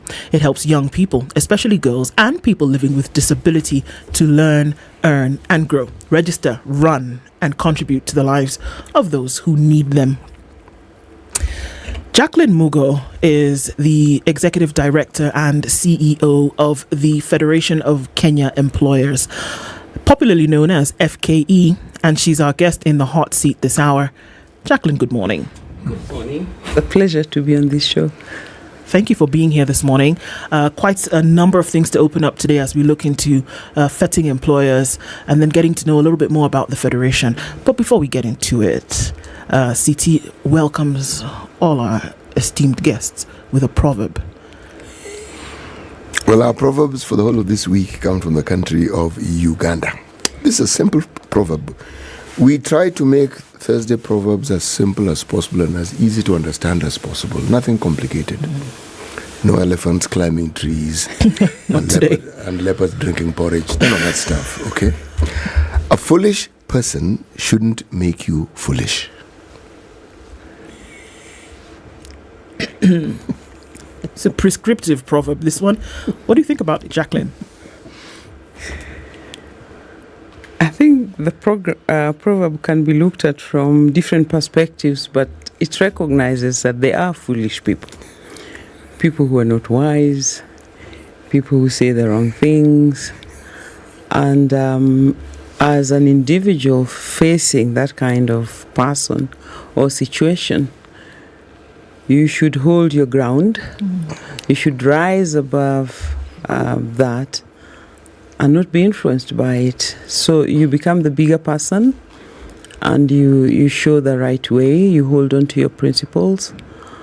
And I think at the end of the day, it goes back to the choices we all make when faced with different situations. You see it at family level, at national level, in all sorts of settings. What do you stand for as a person? And do those values change because you're facing some nitwit who is not making sense? And will you then stand for truth? Because foolishness can be seen in many different aspects. But if you look at it at a national context, it's the choices we make and whether we stand for truth and the right thing at all times. Indeed. I love the opening up of it. You know, we just saw it and said, well, don't be in the company of foolish people, or at least don't let them, rub off on you. But I mean, looking at that and what it means to you. So, Jacqueline, introduce us to the Federation of Kenya Employers and what the Federation does and what it's mandated to do. It's my pleasure to be here today and to talk about the Federation of Kenya Employers, which is a 64-year-old organization. We've been here since 1959. And we came to be as an outcome of the uprising in the early days leading to independence, where Africans began to realize that they were being exploited. So the workers were agitating for their rights, and the employers, the few that they were at that time, also came together to form an organization through which they could voice their issues and come together. We've since morphed into a business member organization with very many different areas of service, but we actually simply put a trade union for businesses, for corporates, as opposed to the trade unions for workers. So we are the voice of employers in this country. The Federation can have as its members any entity that's doing business in this nation, as long as you're properly registered in law, whether you're a company limited by guarantee or shares, you're a church, you're a learning institution, all sorts of entities, small and large. Sometimes we're perceived as representing only large business, but actually that's not the case. We represent even people who have one employee or two employees. And our main goal is to influence the climate in which business is done, to make it conducive for employers so that businesses can do well and can create employment. And we also have a wide range of services, organization development, training services, we have research, we have legal services to be able to give businesses everything that they need to run well, focusing on the workplace, focusing on people, on the systems and processes of doing work to ensure that the workplace is an environment where people can thrive and where enterprises also perform well. Yeah. So what does this support, because obviously the support angle comes in, what does this support look like for businesses? And so, where do they start off? A business is registered today and says, well, okay, how do I navigate these waters of, doing business in Kenya? And do they come knocking on your door and say, look, as a federation, provide me with this support that I need? Or how does that work exactly? We say at FKE that all good employers are members of the Federation of Kenya Employers because we stand for fair labor practice, and we encourage all entities that are doing business here to join the membership of the Federation of Kenya Employers. And that's very easy. You can do it online. You just go to our website and show your interest. There's a simple form that you fill. There's a membership fee that you pay. And then you become a member of the Federation. But you then ascribe to certain tenets. We have objectives which require businesses, simply put, to do the right thing and to follow the law. Of course, we try to ensure that those laws are not too restrictive. But once the laws are passed, we support employers and encourage them to fulfill them. And then once you become a member, You then have a host of services available to you by virtue of that membership. Then there are few services. If you want us to represent you in court, then you have to pay a small fee for that and also for training. But we look at the whole raft of services that an employer needs, and we seek to provide that under one roof as a federation. You know, you talk about laws and you categorize them as being unrestrictive. Are there any laws that are not restrictive? All laws are restrictive, but what I was referring to is it reasonable? What are the obligations being imposed on businesses? Are they restrictive towards creation of employment and retention of people in jobs? Because the reality is that the business regulatory environment is very tough. Our laws are actually very restrictive. They're a reflection of the Constitution of Kenya, which is very, very aspirational. It has everything in it. It's wonderful. But did we calculate the cost of delivering on that Constitution? If you look at the Bill of Rights and what the state is supposed to provide, you then find that it's pushed back to the citizens and the employers. So the labor laws are equally expansive, and it's good, but the cost of compliance is quite high on businesses. But once it's the law, then as a federation, we say this is what the law is. You have to follow it as employers. So we try to have that conversation before it becomes law, to be able to tone it down to reflect the realities of the Kenyan labor market and Kenya as a country, a developing country. And how successful are you in this quest? Not as successful as we'd like to be, because if you look at our current laws, one of the things we did not want to have there was to make it very difficult for employers to separate from employees, which is not a good thing. But when it does have to happen, then you should allow those two individuals to manage that process. But right now, it almost becomes a hearing that you conduct at the workplace with witnesses and evidence which you record. So it's a legal process as opposed to a contractual process. So the push for change was good, but I think we went a little too far. So now we are realizing, to call a strike, you just give 7 days. Right. And after those 7 days, then that strike is protected. And that's not realistic in the context in which we operate. Especially if you're trying to get the other party to act in a certain way, isn't it? Absolutely. Okay. So do you then also play a hand-holding role, or maybe a big brother role, to these businesses in terms of best practice to make sure that there are certain things or there are certain standards at the barest minimum that these organizations are keeping to remain under the federation, but also just for general best practice in the country for businesses? Do you then step in from time to time to do a check of what's going on, or is that not within your mandate? Yes, we do. We do a lot of hand-holding, we do a lot of advice, and we do a lot of mediation between employers and workers and trade unions. We have basics which employers have to comply with, because we believe that as an employer, you should be a fair employer. And what constitutes fairness is actually set in law and in the objectives of the federation. So we see to it that employers know what's happening in the rest of the world, because we do have international networks through which we are exposed to the best practices. So one of the things we do is to encourage that. We help employers formulate policies. For instance, there's been a very big issue about inclusivity and diversity and violence and harassment at work. So what avenues do employees have to complain if there is a case of harassment or violence? Is your enterprise open to these kinds of issues, so that they can be discussed and make it possible for people to be treated well? So it's very important to us as the Federation of Kenya Employers that our members comply with the best practices and also comply with the laws and go beyond that. And put in place a workplace environment where there's health and safety, but there's also openness and fair treatment of everybody. Do you ever hear cases from individuals? So let's paint a picture here, where somebody knows that an organization is a member of the federation, and there may be a situation that has occurred and decide to come to the Federation and complain about 1, 2, 3, do you check on that business? Are you in a position to hear out from individuals, or would you refer them to somebody else?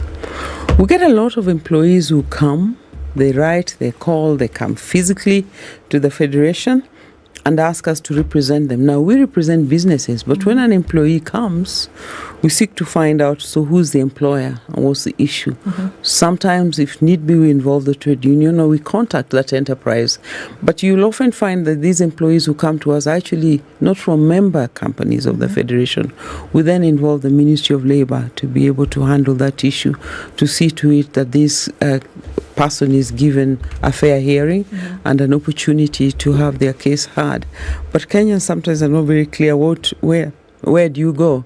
So when they land at our doors, we don't throw them out. But there have also been cases where we talk to enterprises, a few that are not members, who don't want to do the right thing, who basically then end up in court. What does FKE do to assist members who, in the event or the unlikely event of a downturn in the economy, have to shut their doors? And with that comes this raft of people who are no longer employed, and there follows 1,001 other issues. That's a very sad reality that we are seeing now.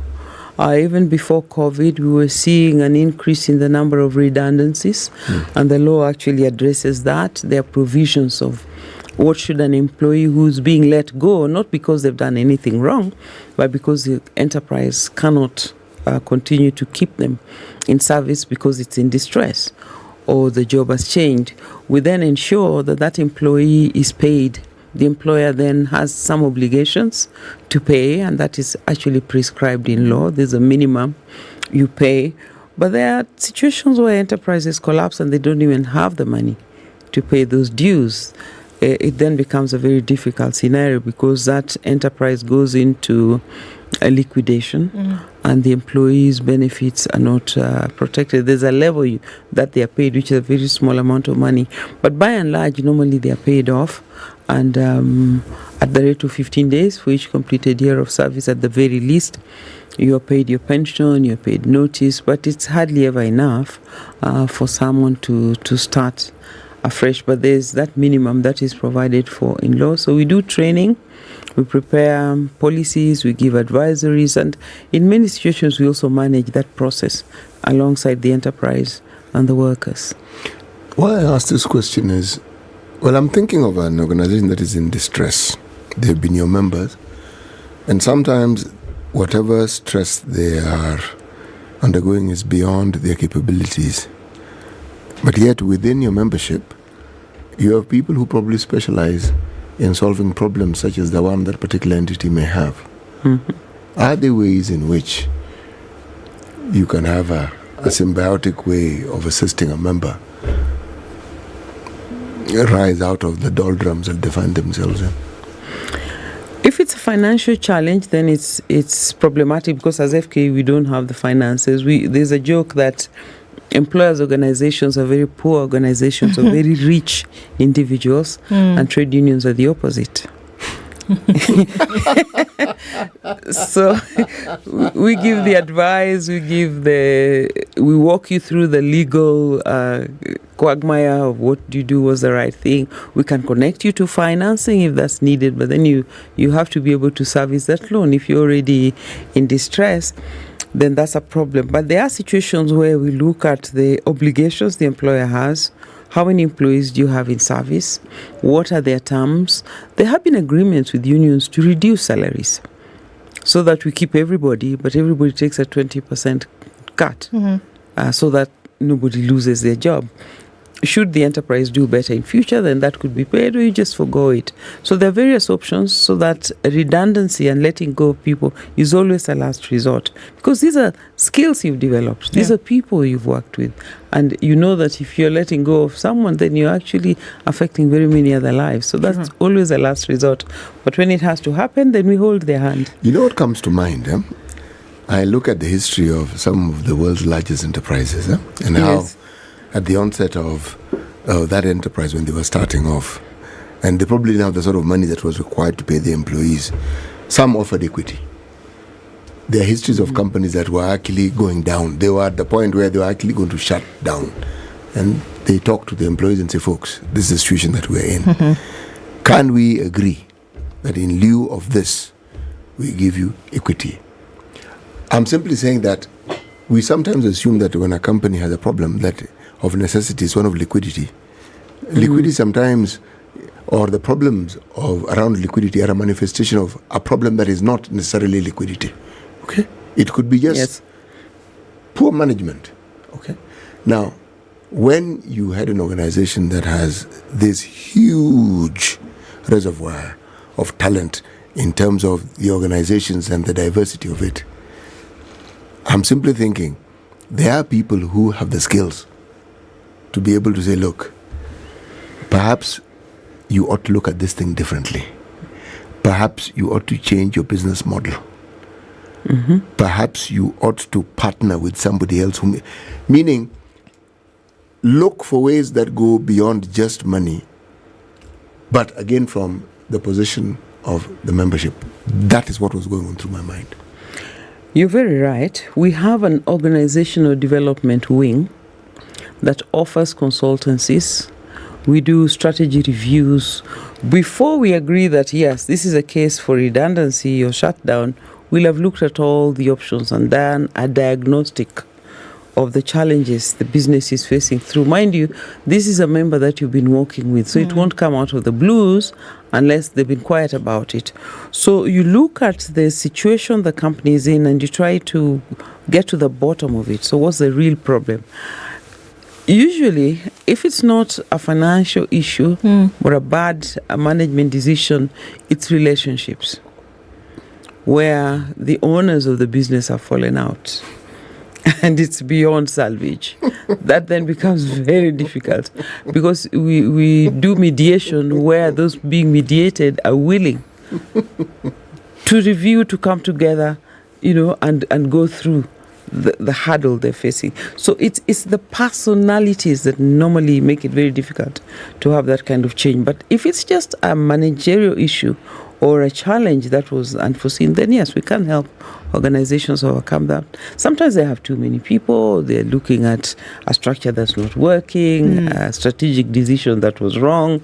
And so you do a diagnostic to help them really clarify what the issue is, and then we come up with solutions. And some, even within our membership, we have people we partner with to offer these support services to organizations so that before an enterprise collapses, which is very painful for us, everything possible will have been done to salvage them. The situation. Okay. Yes. You talk about putting people at the core of businesses, and that's not just for the Federation, but that's also for all organizations under the Federation. As employers, making sure that people at the core of the business. What exactly does that mean? For a business to understand, okay, put people at the core. Okay, what do you mean by this? Yes, there's been a lot of talk about that, putting people at the core, people are the most important assets, but is it reflected in how you treat them?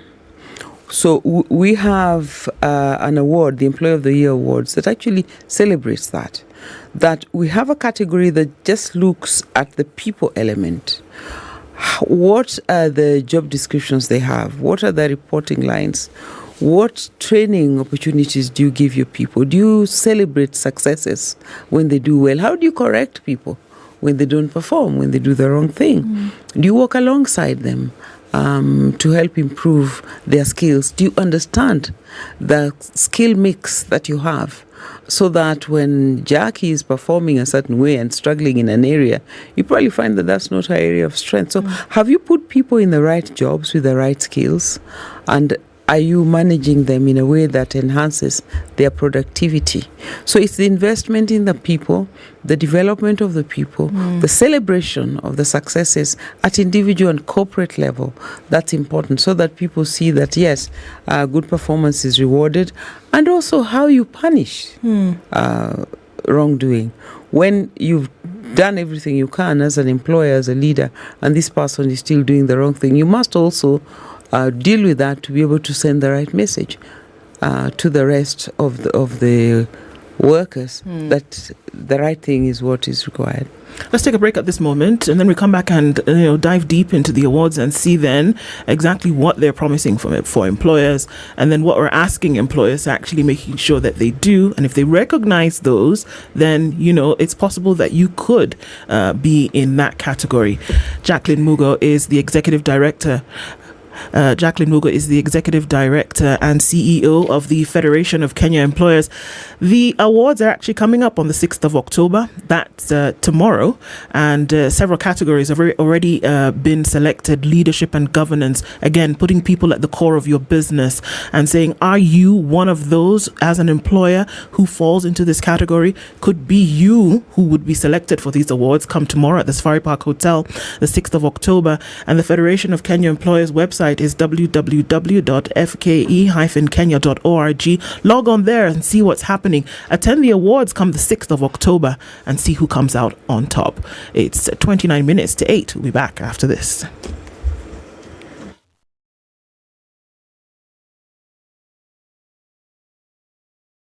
This is the Situation Room, the only way to start your day. The man who looks at a beautiful girl and doesn't talk to her will end up serving lunch at her wedding. Aye, City, do like that. My father has killed a mouse. Will he fail to kill a man? Ameua panya. Small mammal, big mammal. Mtu atamshinda. How are we comparison? I mean, you kill a mouse. What are they saying? What they're saying is, my father has killed a mouse. Will he fail to kill a man?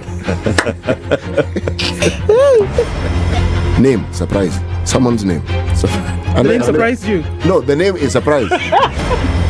No, what am I saying? I'm from Nigeria, man. I met somebody called I Believe. So your name is I Believe? Yes, my name is I Believe. But that's the short form. I said, excuse me? I said, yes, my name is I Believe. So what's the full name? I believe in the goodness of God. The Situation Room, Kenya's biggest conversation.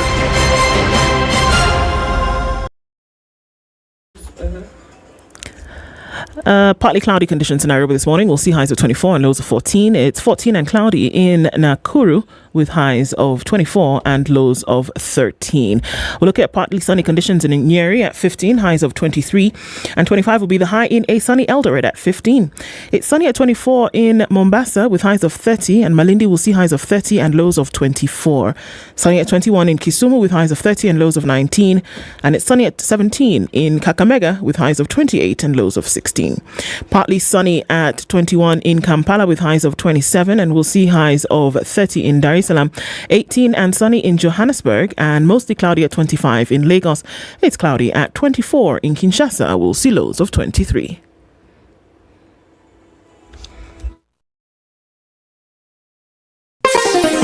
Chilled Spice.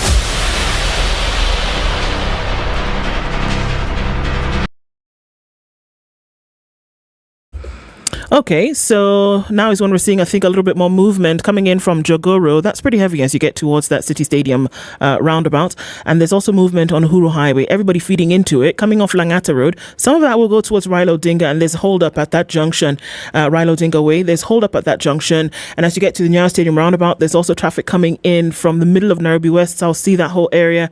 Everybody trying to get towards the Nyeri Stadium roundabout. Coming off the Thika Superhighway, that's also heavy, way beyond the outer ring junction, and we're looking at bumper to bumper traffic on Kiambu Road, in and outbound, but it's probably all inbound with a number of lanes that we normally see. Are you in Westlands? You'll see some movement on Wayaki Way, James Gishoro busy, and there's heavy traffic coming in from Zima Springs heading out towards James Gishoro, so one to watch for there. You can avoid it if you're in that area. Use an alternate route because it's already looking pretty messy. All right, please be careful when you're approaching Southern Bypass this morning. Might be a holdup of traffic.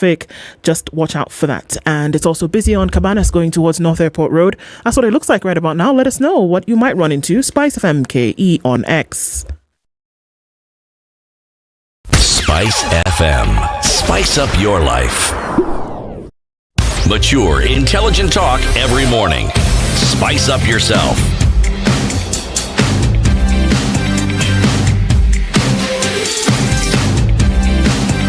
Mornings done right. 94.4 Spice FM, Nairobi. It's to 8 o'clock, and the Federation of Kenya Employers Executive Director and CEO Jacqueline Mugo is our guest this hour, and we're looking at best practice for employers, and then looking at that best practice and insisting on that best practice then brings about some awards, Jacqueline. And where did that idea come from to award employers who are actually instilling these things that you talk about as a federation?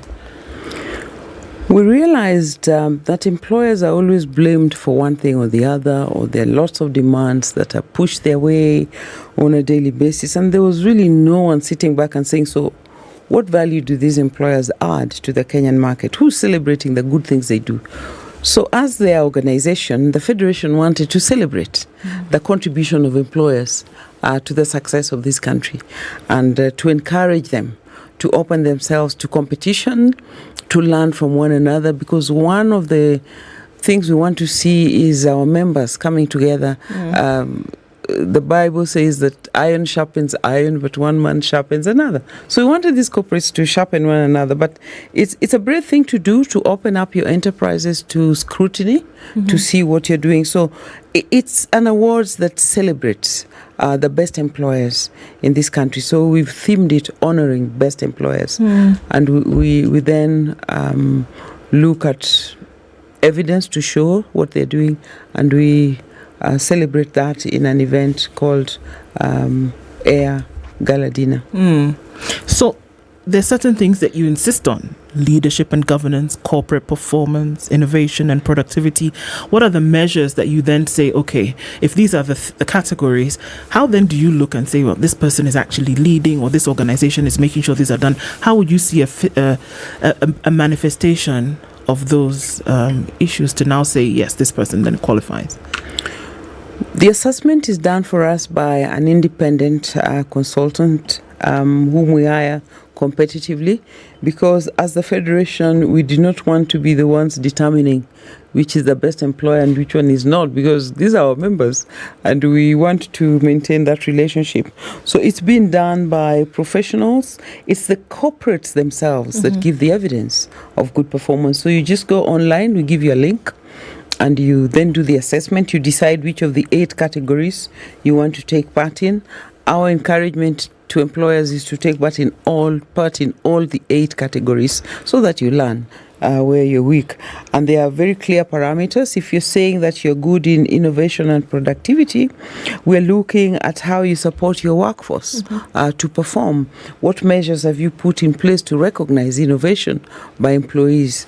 And how does that contribute to the overall corporate performance? So there are specific elements in each of these 8 categories that you then give evidence of. We look for documentation. So after you enter and indicate what you think your good areas are, the team then comes to confirm that what you said is true. You show the evidence, you show the policies, you show your reports, your performance reports. If you're a public body, then your audited accounts. So there's a very clear and detailed process for assessment. We then award the leaders in each of the 8 categories, and then the overall top 3. The overall winner, and that should be a corporate that took part in all the 8 categories. And then we have a first runner-up and a second runner-up. Do you get feedback from your membership as to what it is they think of this particular award ceremony? Yes, we do. They love it. Those who've taken part love the award. There are those who are scared and have not taken part. It's been surprising. Some corporates will reach out to say, why aren't you taking part? And they've been so far not been open to doing that. But they then look at the results, because we publish for you a specific report, if you ask for it, that shows you where you did well and where you didn't do well. There's also the overall report that actually companies or organizations that didn't take part can look at and see, so how did BAT win? Because BAT has won. How did Safaricom win? And this year we also introduced a category for the small and medium enterprises because they felt this is too big for us and we'll be looking at that. So we also want to see the SMEs, who are a very large segment of the Kenyan labor market, to take part and also to be awarded. So this year we actually have a very good problem in that even for the dinner, there are more companies wanting to come than we have space for. And I think we're looking at the scenario now in the country, and people are just looking for some way of celebrating. Yes. So I mean, it's there's been a 3-year hiatus, and coming back and doing it in 2023. What then? I mean, obviously here you've given rise to that. Companies, people are looking for an opportunity to come out and celebrate, and maybe in some cases vent and, just let out maybe some of the frustrations that have happened, especially for business and the economy over time. What should they expect from these awards as employers who've told you that we want to come? What should they expect tomorrow? They should expect to see very clear evidence of what it takes to be the best employer in Kenya. How do you then enhance learning and development in each of these 8 categories? We will be sharing with them what made company X stand out. Why did they win? And why didn't you win, though you took part? And we encourage that taking part, even if you didn't win. So they'll learn that, and they'll celebrate with the winners, and hopefully next year they'll take part. We're also just wanting to give employers a good time to celebrate and sit back and say, look, we've been declaring redundancies, we've been fighting about the laws and the taxes, but can we just celebrate the role of enterprise so that together we can recharge and re-energize to finish the year well, and then also prepare for next year. So for us, it's a celebration, it's a sharing of good learnings, good experiences, and also hearing from the consultant that did the assessment what the experience was as they visited various enterprises. It was an awesome experience, how they were received. We've been amazed at FK at how open our members are to be scrutinized, and I think that's what we'll be celebrating tomorrow. Yeah. I want to then also say, look, so obviously an entrant or participant who wins tomorrow, they've been successful across many different parameters. How would the federation have contributed to their success?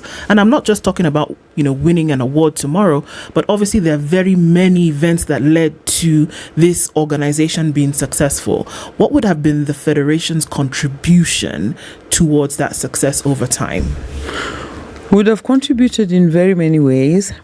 First, in helping them identify the talent that they have in service, because it's people who deliver on the corporate plans. So the people that they have, we either helped recruit them or we helped to build their capacity in certain ways. We helped that organization come up with performance measures. How do you measure the performance of your workers? What system do you use? A lot of companies use the balanced scorecard. How do you reward superior performance? And so we'd have helped them put in place the people, the systems, the processes, the policies. We've helped them resolve issues when they've had workplace issues, because sometimes there are disputes, there are disagreements between workers and employers, and they come to us. When you can't manage this person or the union is giving you a hard time, you're looking at employee participation, there's resistance. So we help build that workplace culture. We'd have been working alongside this company for many years, even before the awards, and that's why they trust us to do this, to be able to assess them and still remain members of the federation, especially those who don't win. So it's a trust issue, I believe, and a friendship, a partnership that has been built over years. On matters of labor laws, would you say that you are content with the participation and the influence the organization has been able to exert in the process of making, enhancing, or changing these laws?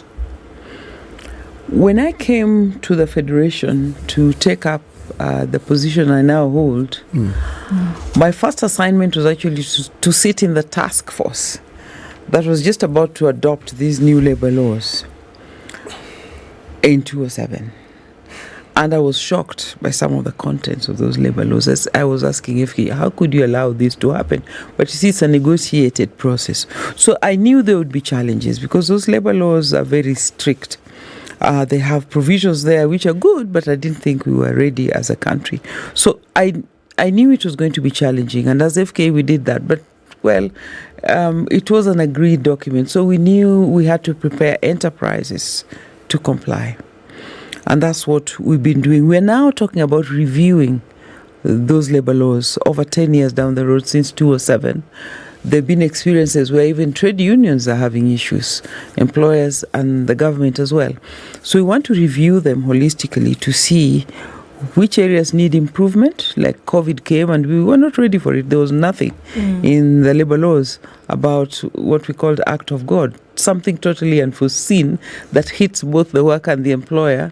And the initial reaction from our legislators was employers cannot terminate people. You must keep them in employment, pay them full salary. And you said, but the enterprise itself is dead. So how do we do this?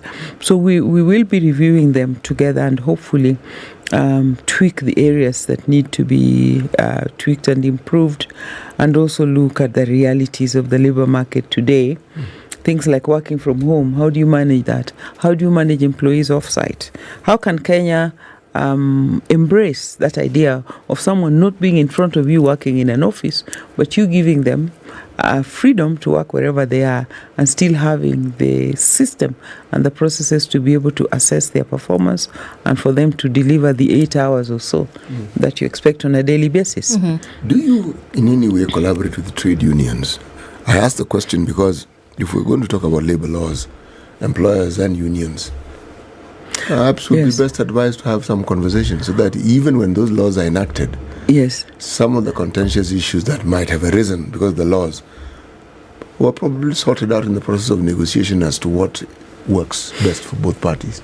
You're very right. Surprisingly, we actually have a very good relationship with trade unions. We have to, because we call ourselves social partners. That's the structure in the world. It is expected that trade unions, workers under the aegis of government will work through social dialogue, and that we are committed to.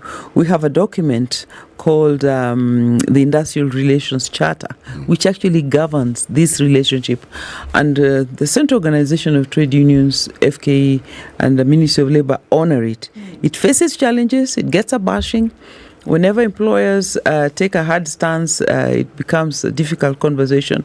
But all three parties are committed, because on any given day, you'll find a trade union in FKE chairing a collective bargaining agreement. We chair the meetings. Yes. Trade unions come, employers come, and that means there's trust in the capacity of the federation to be an independent, impartial arbiter in this process.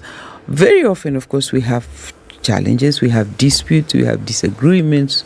I've been put in very difficult positions on labor days, and so you take the bashing, but there's commitment to the relationship. You mentioned something that obviously is a contentious issue, and just Labor Day. I mean, usually when the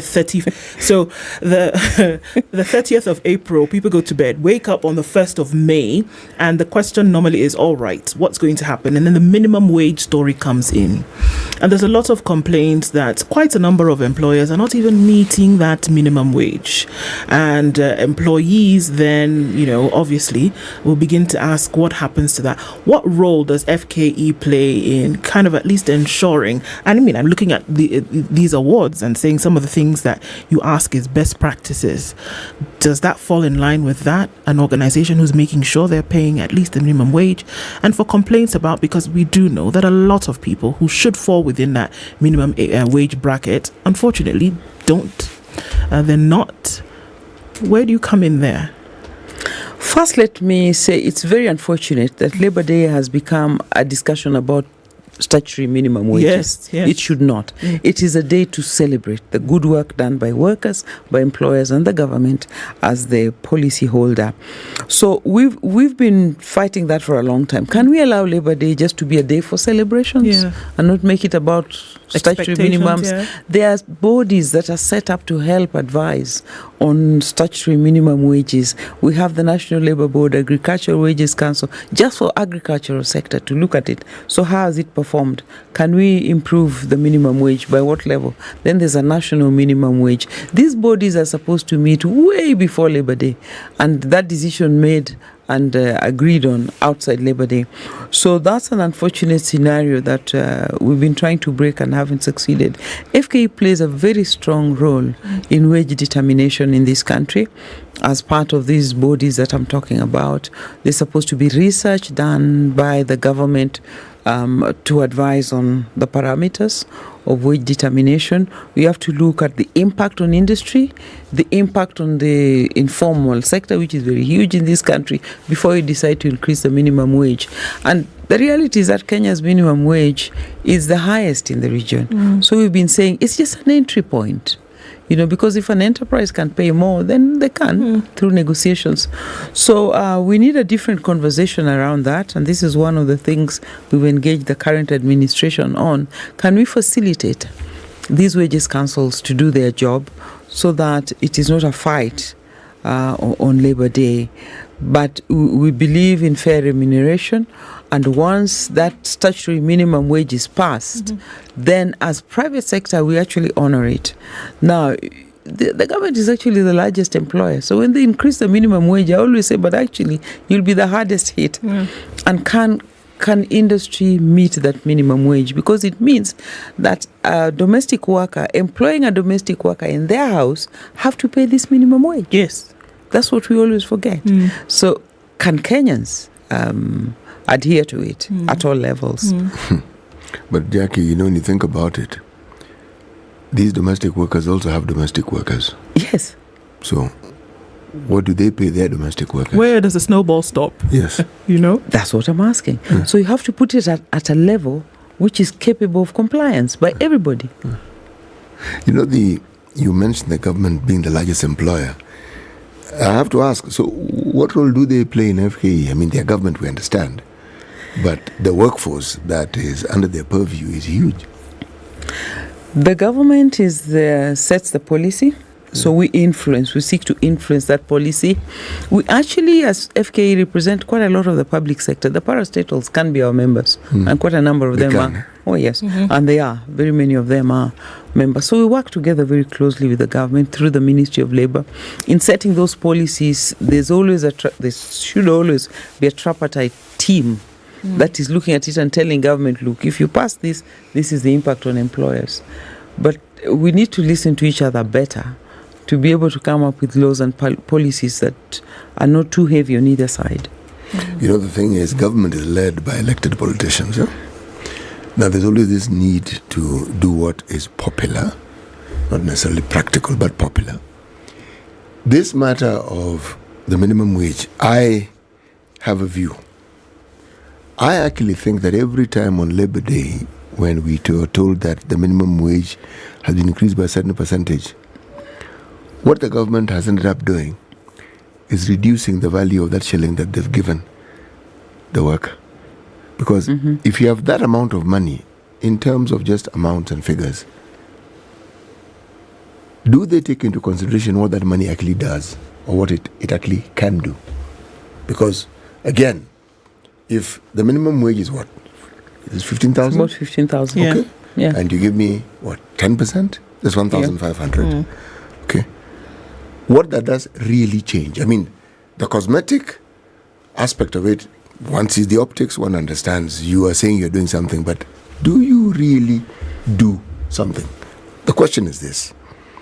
When one looks at labor laws, one looks at employers, what else should employers do beyond always haggling about wages to ensure that the quality of life that the people who fall into the category of employees actually get that quality of life? Because an increase in salary does not necessarily equal an increase in one's quality of life.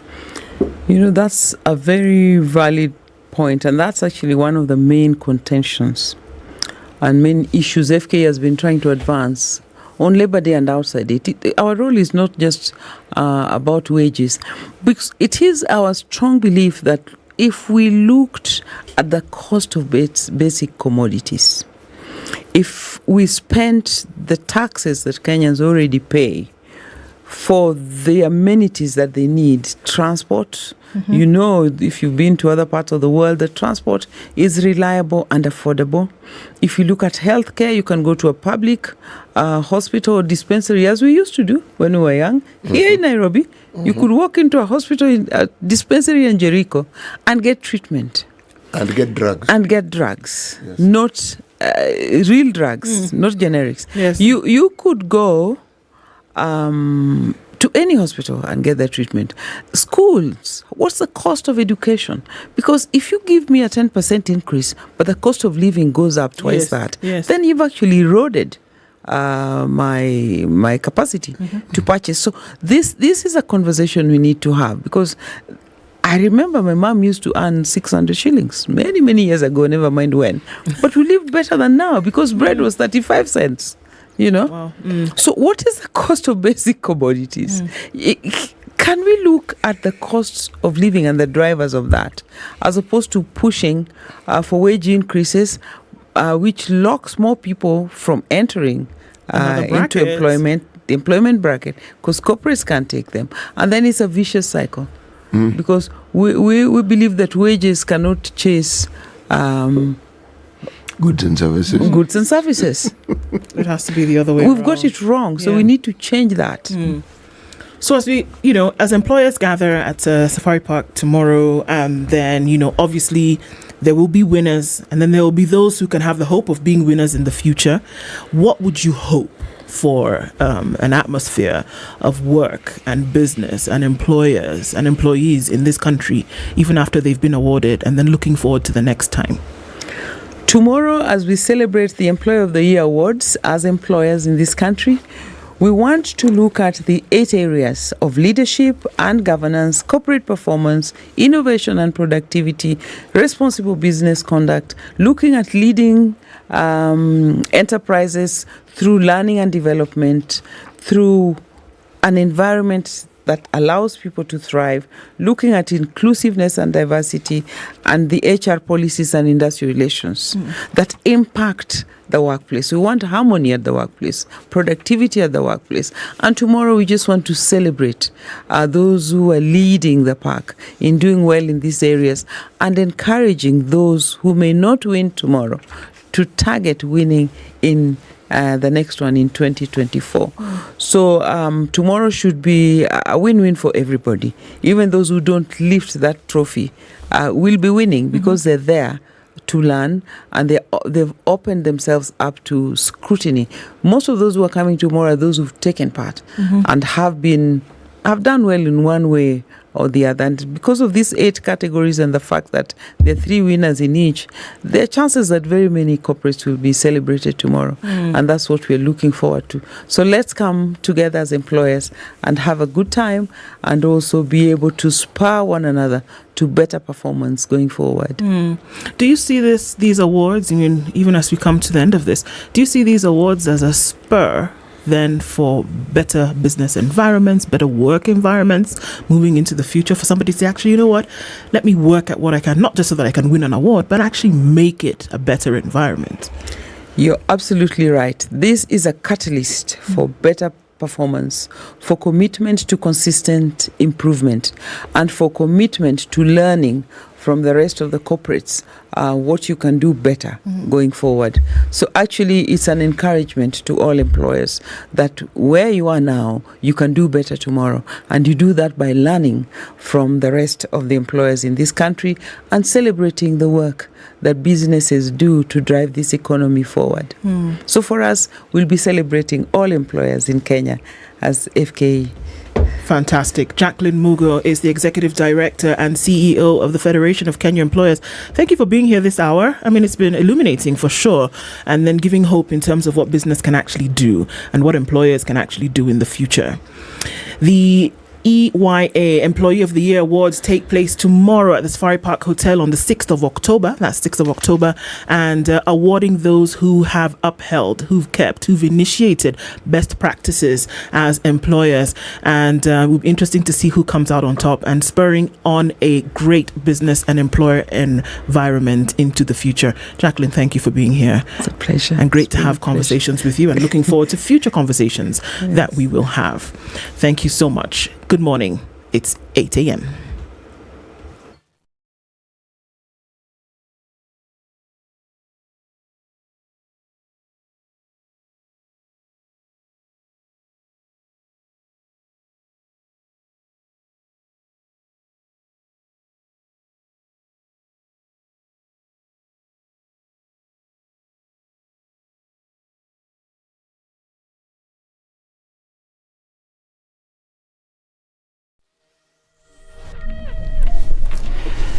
Good morning, this is Newswam Dennis Aseto.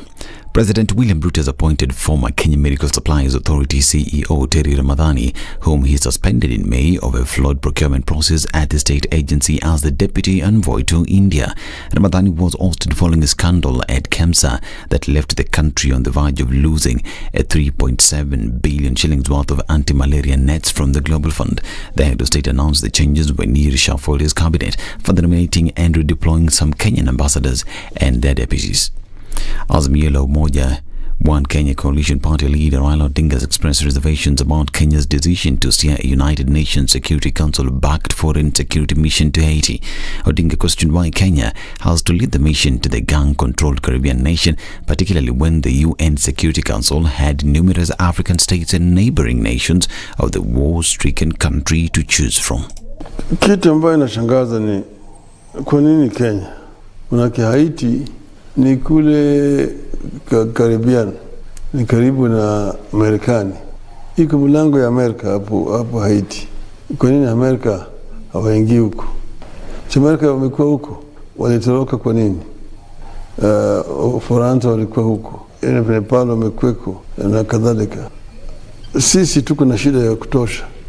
Mimi sioni kama mambo ya Haiti ni kuwa ni priority kwa Kenya kweli. Some Nyanza leaders now want President William Ruto's visit to address insecurity in Sondu on the border of Kisumu and Kericho counties, where 3 people were killed yesterday following tribal violence. Ugunja Member of Parliament Opiyondai, Kisumu Woman Representative Rosa Buyu, Nyakach Member of Parliament Oduma Oduor and Semek MP James Nyikal have blamed the national government for not taking action to deal with the problem. It is a shame, a big shame, that we have the PS of Interior, Mr. Raymond Omolo, coming from Karachuonyo, right next to this area of Sondu, quiet and busy organizing political meetings in the region and parties while the people are being killed in Sondu area. We want the regime in power to suspend any other activities, planned or ongoing, and focus on stopping these killings. Because if left unchecked, these killings have got the potential to snowball into a civil strife. The leaders blame Interior CS Kithure Kindiki for not acting to ensure the safety of Kenyans, yet he is on the front line to send officers to restore peace in Haiti. Kericho Governor Eric Mutai is, however, urging the leaders not to politicize the issue and instead work together to restore security. The leaders have questioned the capability of those charged.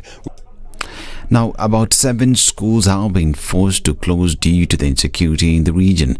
Tomorrow, President William Ruto is expected to start a 4-day visit to the region, where he is scheduled to launch various development projects. The president's visit will start in Kisumu before going to Siaya, Homa Bay and then Migori. He will be the 4th time the president will be visiting the area since he took office last year. Now, former Mama Lucy Hospital employees Fred Leparan and Selina Awor have been handed their sentences by a Milimani court in a case they were convicted of child trafficking and neglect offences. Magistrate Esther Kimilu ruled that the first accused, Leparan, would serve a jail term of 35 years, while the second accused, Selina, would pay a fine of 300,000 shillings or serve a jail term of 2 years. The Defense Cabinet Secretary Ednah has announced that the last contingent of Kenyan troops operating under the African Union Transition Mission in Somalia will complete their withdrawal by December 31st, 2024. Responding to questions from Senators, Duale said the departure of the troops will, however, depend on the success rate of the peacekeeping mission. Because of several factors, then that decision does not lie with the government of Kenya, doesn't lie with anybody else. It lies with the AU Peace and Security Commission and lies with the UN Security Council. But Speaker, while we remain committed to fulfilling our obligation under ATMIS, any decision on the exit of Kenyan troops from Somalia will be made in consultation with the ATMIS partners, the African Union, and the United Nations, the federal government of Somalia, and more importantly, and this is Madam Speaker, the important thing, with the due consideration for the Kenya national interest. This is Newswire. I'm Dennis Aseto. Good morning.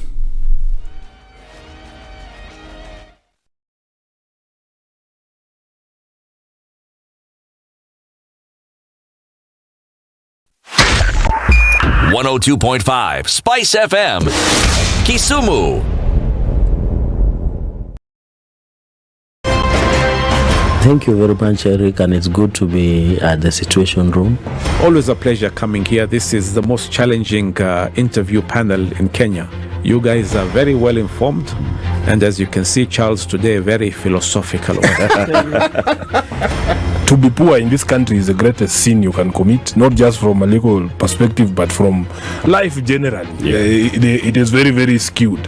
We've just heard on the floor of Parliament, just most recently, a leader within the ODM saying that sisi ni ng'ombe is a baba. Yeah. Which means that you are willing to be milked dry. Hapo. You cannot force me to believe. I'll give way. If it's land that I'm told to return to you, I will. Okay? Because the court has said so. But I'll continue saying, watu wamenirusha. That's all that I'm doing. The Situation Room, Kenya's biggest conversation. If a lion shows you its teeth, it doesn't mean it likes you. It doesn't mean it likes you. It wants start. A liar calls as witness one who is either dead or far away. Say it in Kiswahili. Ben low, nin inte, nin there, ayu markati kadikta. You know this character called liar. He has disturbed people. So when you tell him who are your witnesses, he will take you to a place where it is difficult to verify. For someone like me who sweats a lot, I cannot survive there. Sweating is biblical. Good. And he must blame it on Adam, not because Adam messed up and he was told, "No, you fellow, you, by the sweat of your brow, thou shalt eat." The Situation Room, Kenya's biggest conversation. All right, it's a few minutes after 7 o'clock and traffic has really picked up different parts of the city this morning. And we're looking at heavy coming off the Thika Superhighway. That usual suspects getting into the CBD this morning. Heavy traffic in and outbound. Doesn't matter where you're coming from. If you're coming in from Langata Road, you'll find that there's traffic on Raila Odinga Way. But then as you get just over the bridge, I think you should be fine as you approach the city mortuary roundabout. Speaking about another city monument, the City Stadium coming off of Jogo Road. As you get to that junction, there's also quite some movement there. And a bit of a hold up as you approach that roundabout. Getting into the CBD is where we'll see the most of it this morning. And we're also looking at movement then coming in from the Thika Superhighway, also on Limuru Road. That's happening in full measure. Let's keep an eye on things and see how they open up as we come out of traffic hour at some point. Let's talk in the meantime on Spice FM KE on X.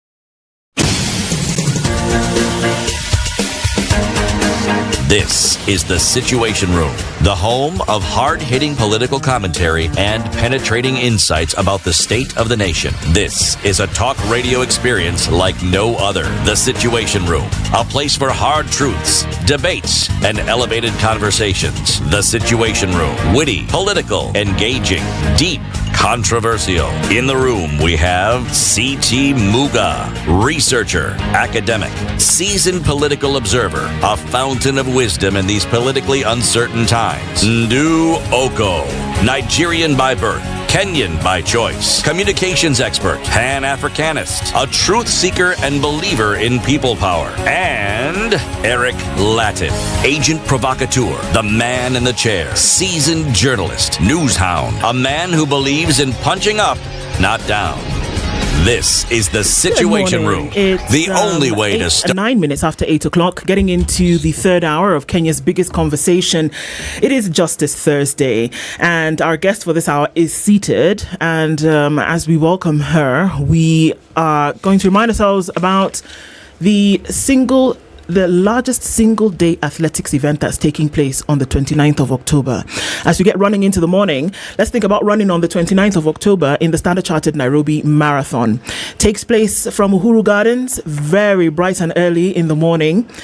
You can prepare in advance by registering on www.nairobimarathon.com. You pay 2,000 shillings and then you start to train. You train, and then we all gather at Uhuru Gardens on the 29th. Yes. And then you say, okay, well, I paid and then I ran, and then what? Well, the then what is that there's a Future Makers program. Future Makers program guarantees that there are young people who are disadvantaged, especially girls and people with disability. It gives an opportunity to learn, to earn, and to grow. So because you participated for your benefit, you also participated for the benefit of someone else. So log on today, register, and let's meet at Uhuru Gardens come the 29th of this month. It's a Justice Thursday conversation that we are having at this hour. And our guest for the hour, we should have been two, but Renee Ngamau is here this morning, and we'll be having a conversation about the National Council on Administration of Justice, popularly known as the NCAJ, with a specifics on enhancing administration and access to justice, especially concerning sexual and gender-based violence. Renee, good morning. Good morning. Karibu sana. Thank you very much for having me. And yes, we should have been two.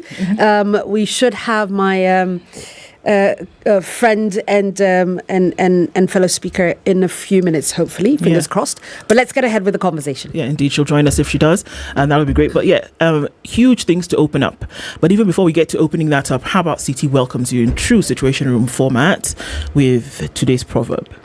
Yes, our proverbs for the whole of this week come from the country of Uganda. The Republic of Uganda. Thank you, please. Yes. A foolish person shouldn't make you foolish.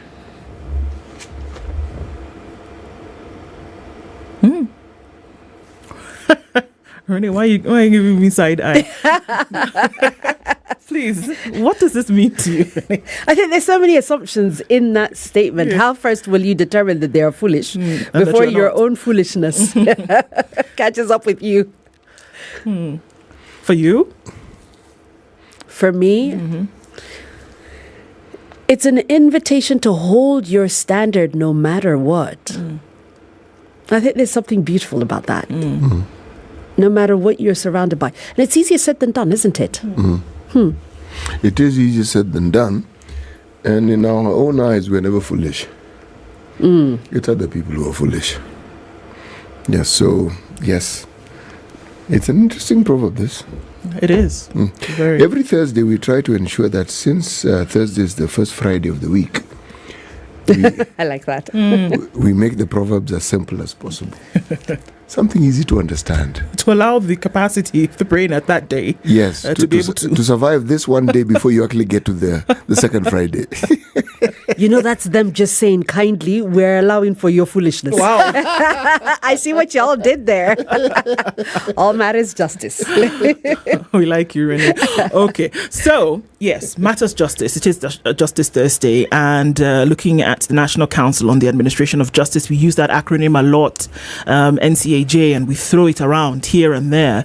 But can we, as we get into enhancing justice, especially when it comes to sexual and gender-based violence, what then does the National Council on the Administration of Justice do, and how can we say that this is something that can then be accessed by everybody who is able to access it? What then would be its mandate, and how does it then play out as we get into the details of this particular subject?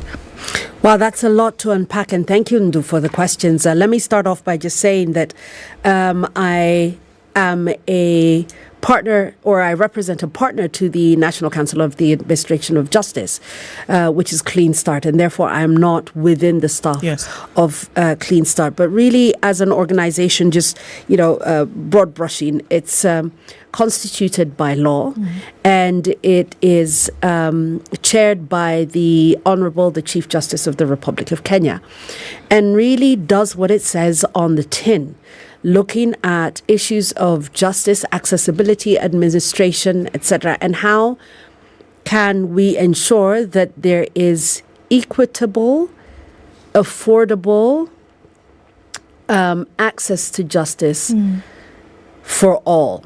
And that's a very complex question, because there's so many different parties and so many different nuances in an ability to access and to understand what justice is, and particularly when you've got very complex frameworks of justice like we do in this, as in many other countries, which are backed by a common law or indeed a Roman law context, which is not necessarily the African expression of justice within different communities.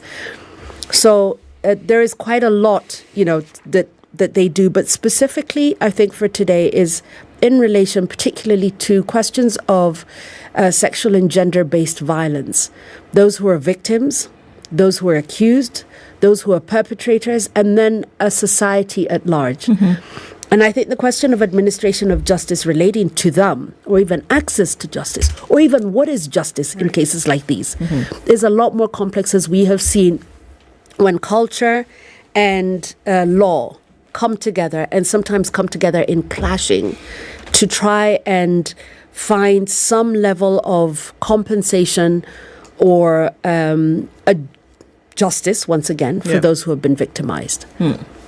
There's a question that comes to mind, even as we say this. Can we say with absolute certainty that a legal system and a process helps provide justice? Helps provide justice, yes. Can provide absolute justice?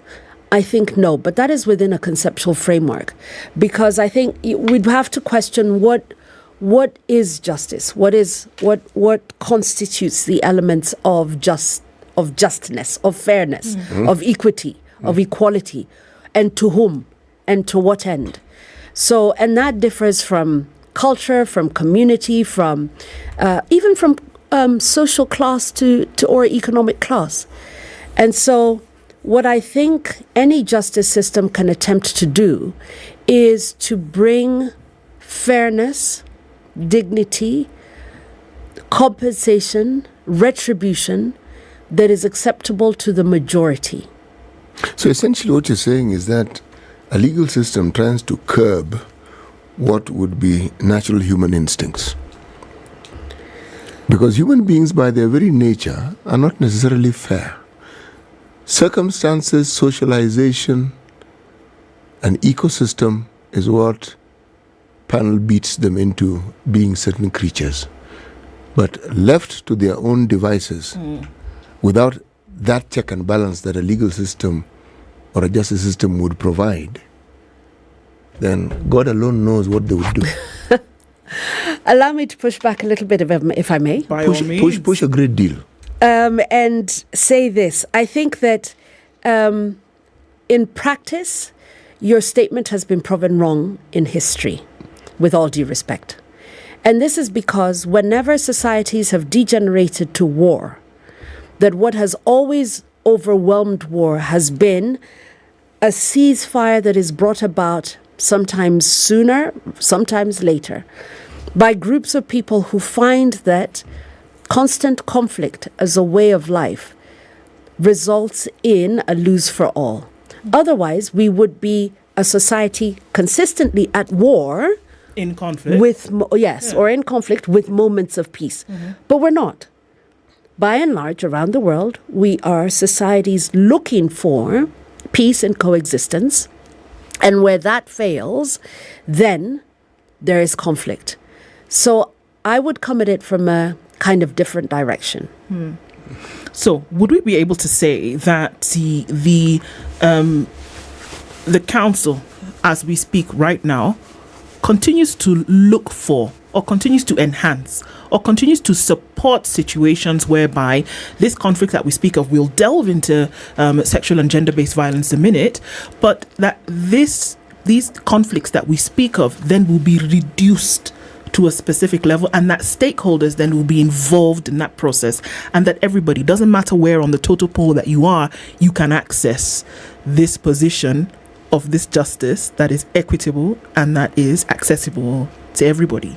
Ndu, how beautifully said. And I think I would just add to that. I wouldn't take anything away from that statement. I would add to it that it allows for, oversees, and administers the rules of engagement for the access to this justice. Okay. Let's look a little bit now into sexual and gender-based violence. Again, something that's been thrown around a lot. But if we look at then, if we continue to seek access to justice in this particular area, are we saying then that we have not made inroads to making sure that those who may be victims or those who are perpetrators of these acts, then we've not gone as far as we ought to, or as we should? Actually, I think that we've gone very, very far indeed. We've seen in recent changes to the penal code and to various enactments of legislation, real inroads into questions of sexual offences with the Sexual Offences Act, sexual and gender-based violence and how that is defined, especially within intimate partner relationships, with amongst children to adults, etc., and also within conflict at a more macro level.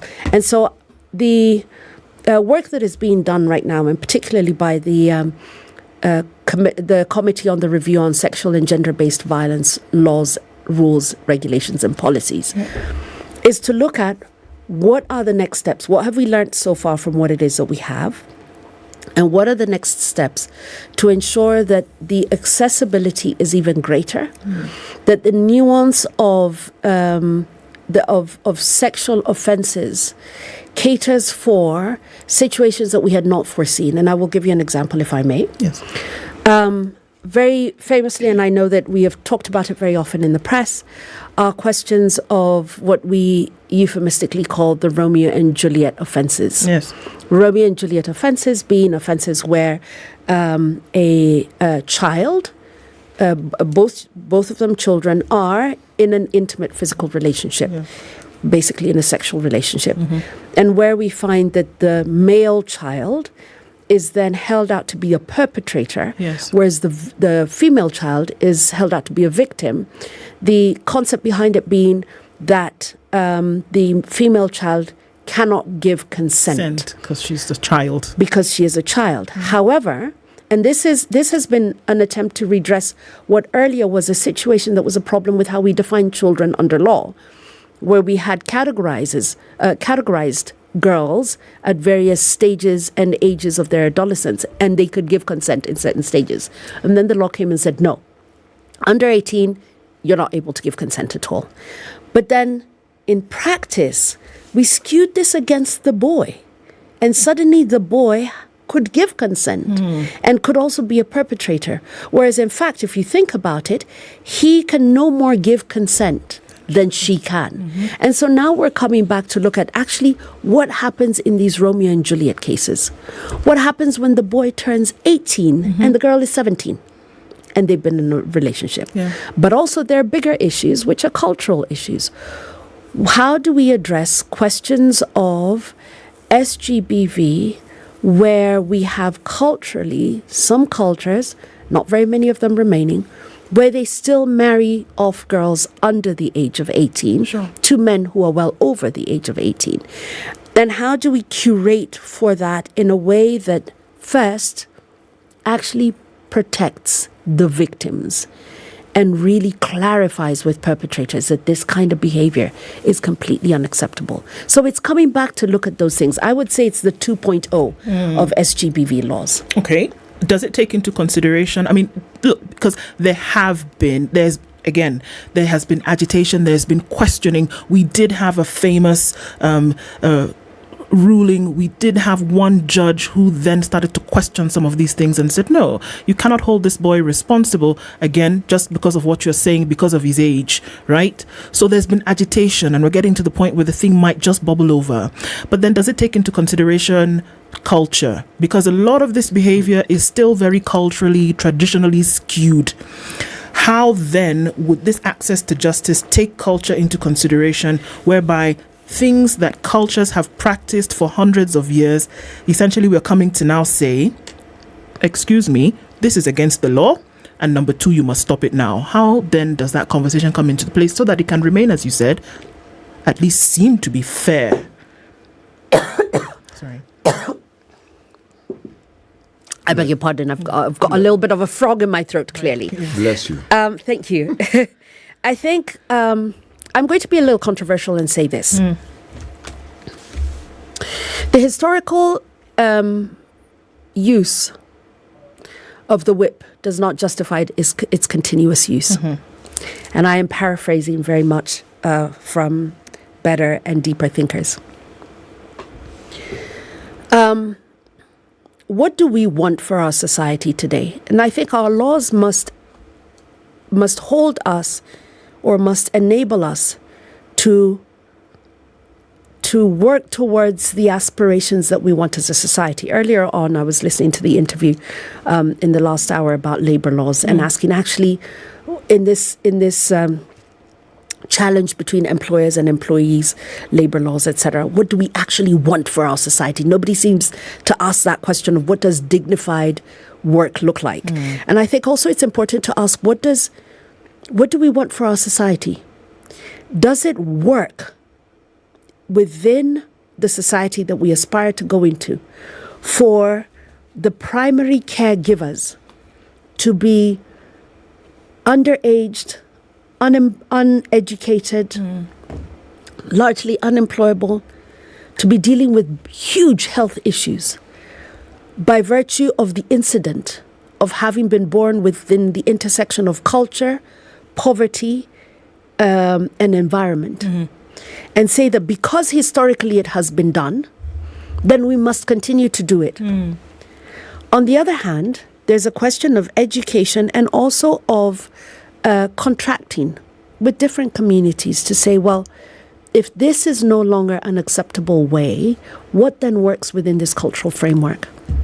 And I think that it is very difficult to argue today that there is justification for a sexual relationship with a 7-year-old or with a 12-year-old, or that a 14-year-old should be having children, or that a 17-year-old should have to curtail her education, curtail her prospects in life, because the poverty of her parents and her community require her personal sacrifice to go into a relationship not of her choice, but one where her family will be able to access cattle or wealth.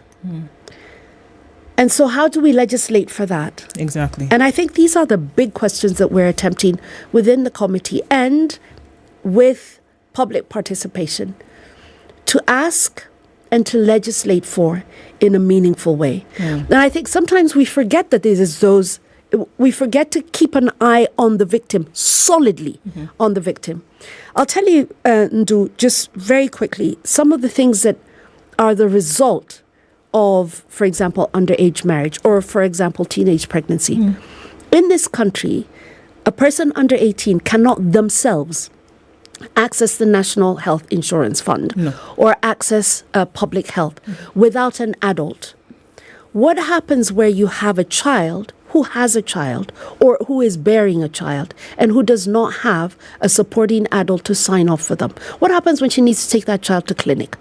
What happens when she herself has developed fistula and needs to go and access surgery? and healthcare.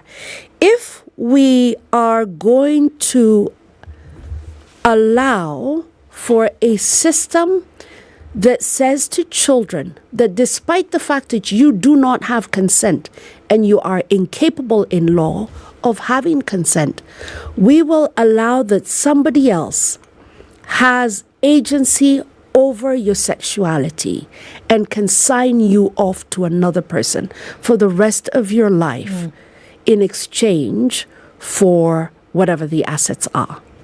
And it's sometimes as simple as that. Simple, not easy. For the law to work, are we going to a break? We are.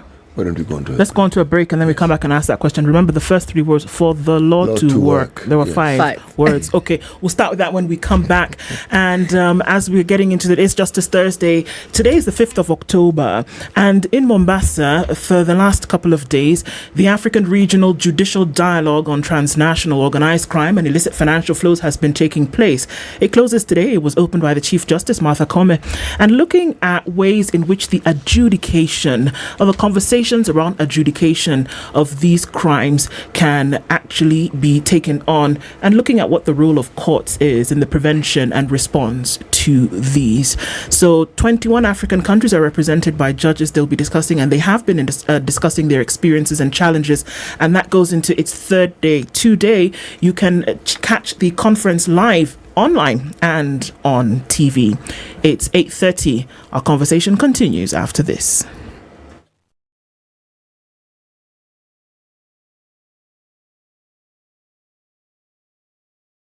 This is the Situation Room, the only way to start your day. When you're impeached, you're impeached. When you're sentenced, you're sentenced. Madam Chief Justice. Until the sentence is set aside. Ukibeba vitu kwa roho utakufa. If you carry things in your heart, you will die. The reason for which you went to school and then gathered experience, that reason must be paid for. All right. Okay. This level. Shape up or ship out. Levels don't change. No. Since about shipping up. You know my business partner here. Shipping out. Are we talking about the ship in the bathtub? Or the ship man? Emmanuel Talabu used to tell us a story of they were in school and they've been told to write composition about a ship. His classmate raises a hand. Teacher, are you talking about the ship or ship goat?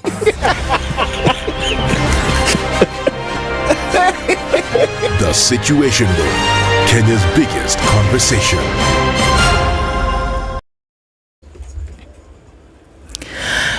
It's partly sunny at 15 in Nairobi. We'll see highs of 24 and back down to lows of 14. We'll see lows of 13 in a mostly cloudy Nakuru, going to highs of 24.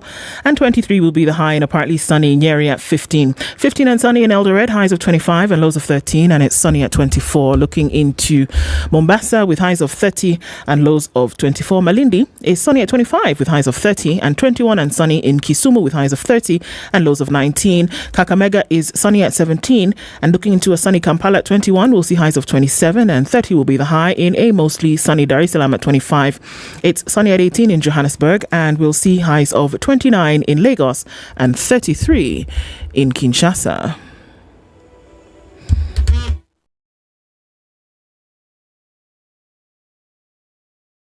Spice FM. Spice up your life.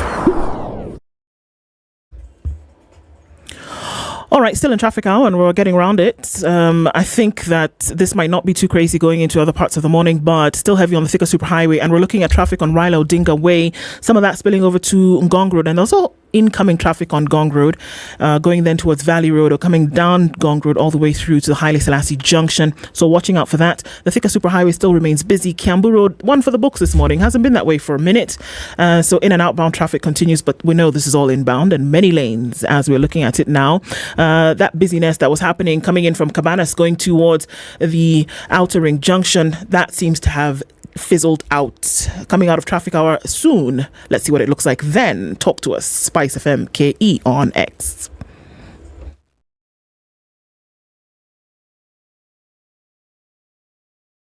Mature, intelligent talk every morning. Spice up yourself.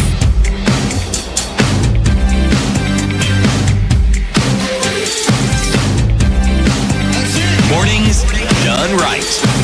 94.4 Spice FM. 27 minutes to 9 o'clock on this Justice Thursday conversation.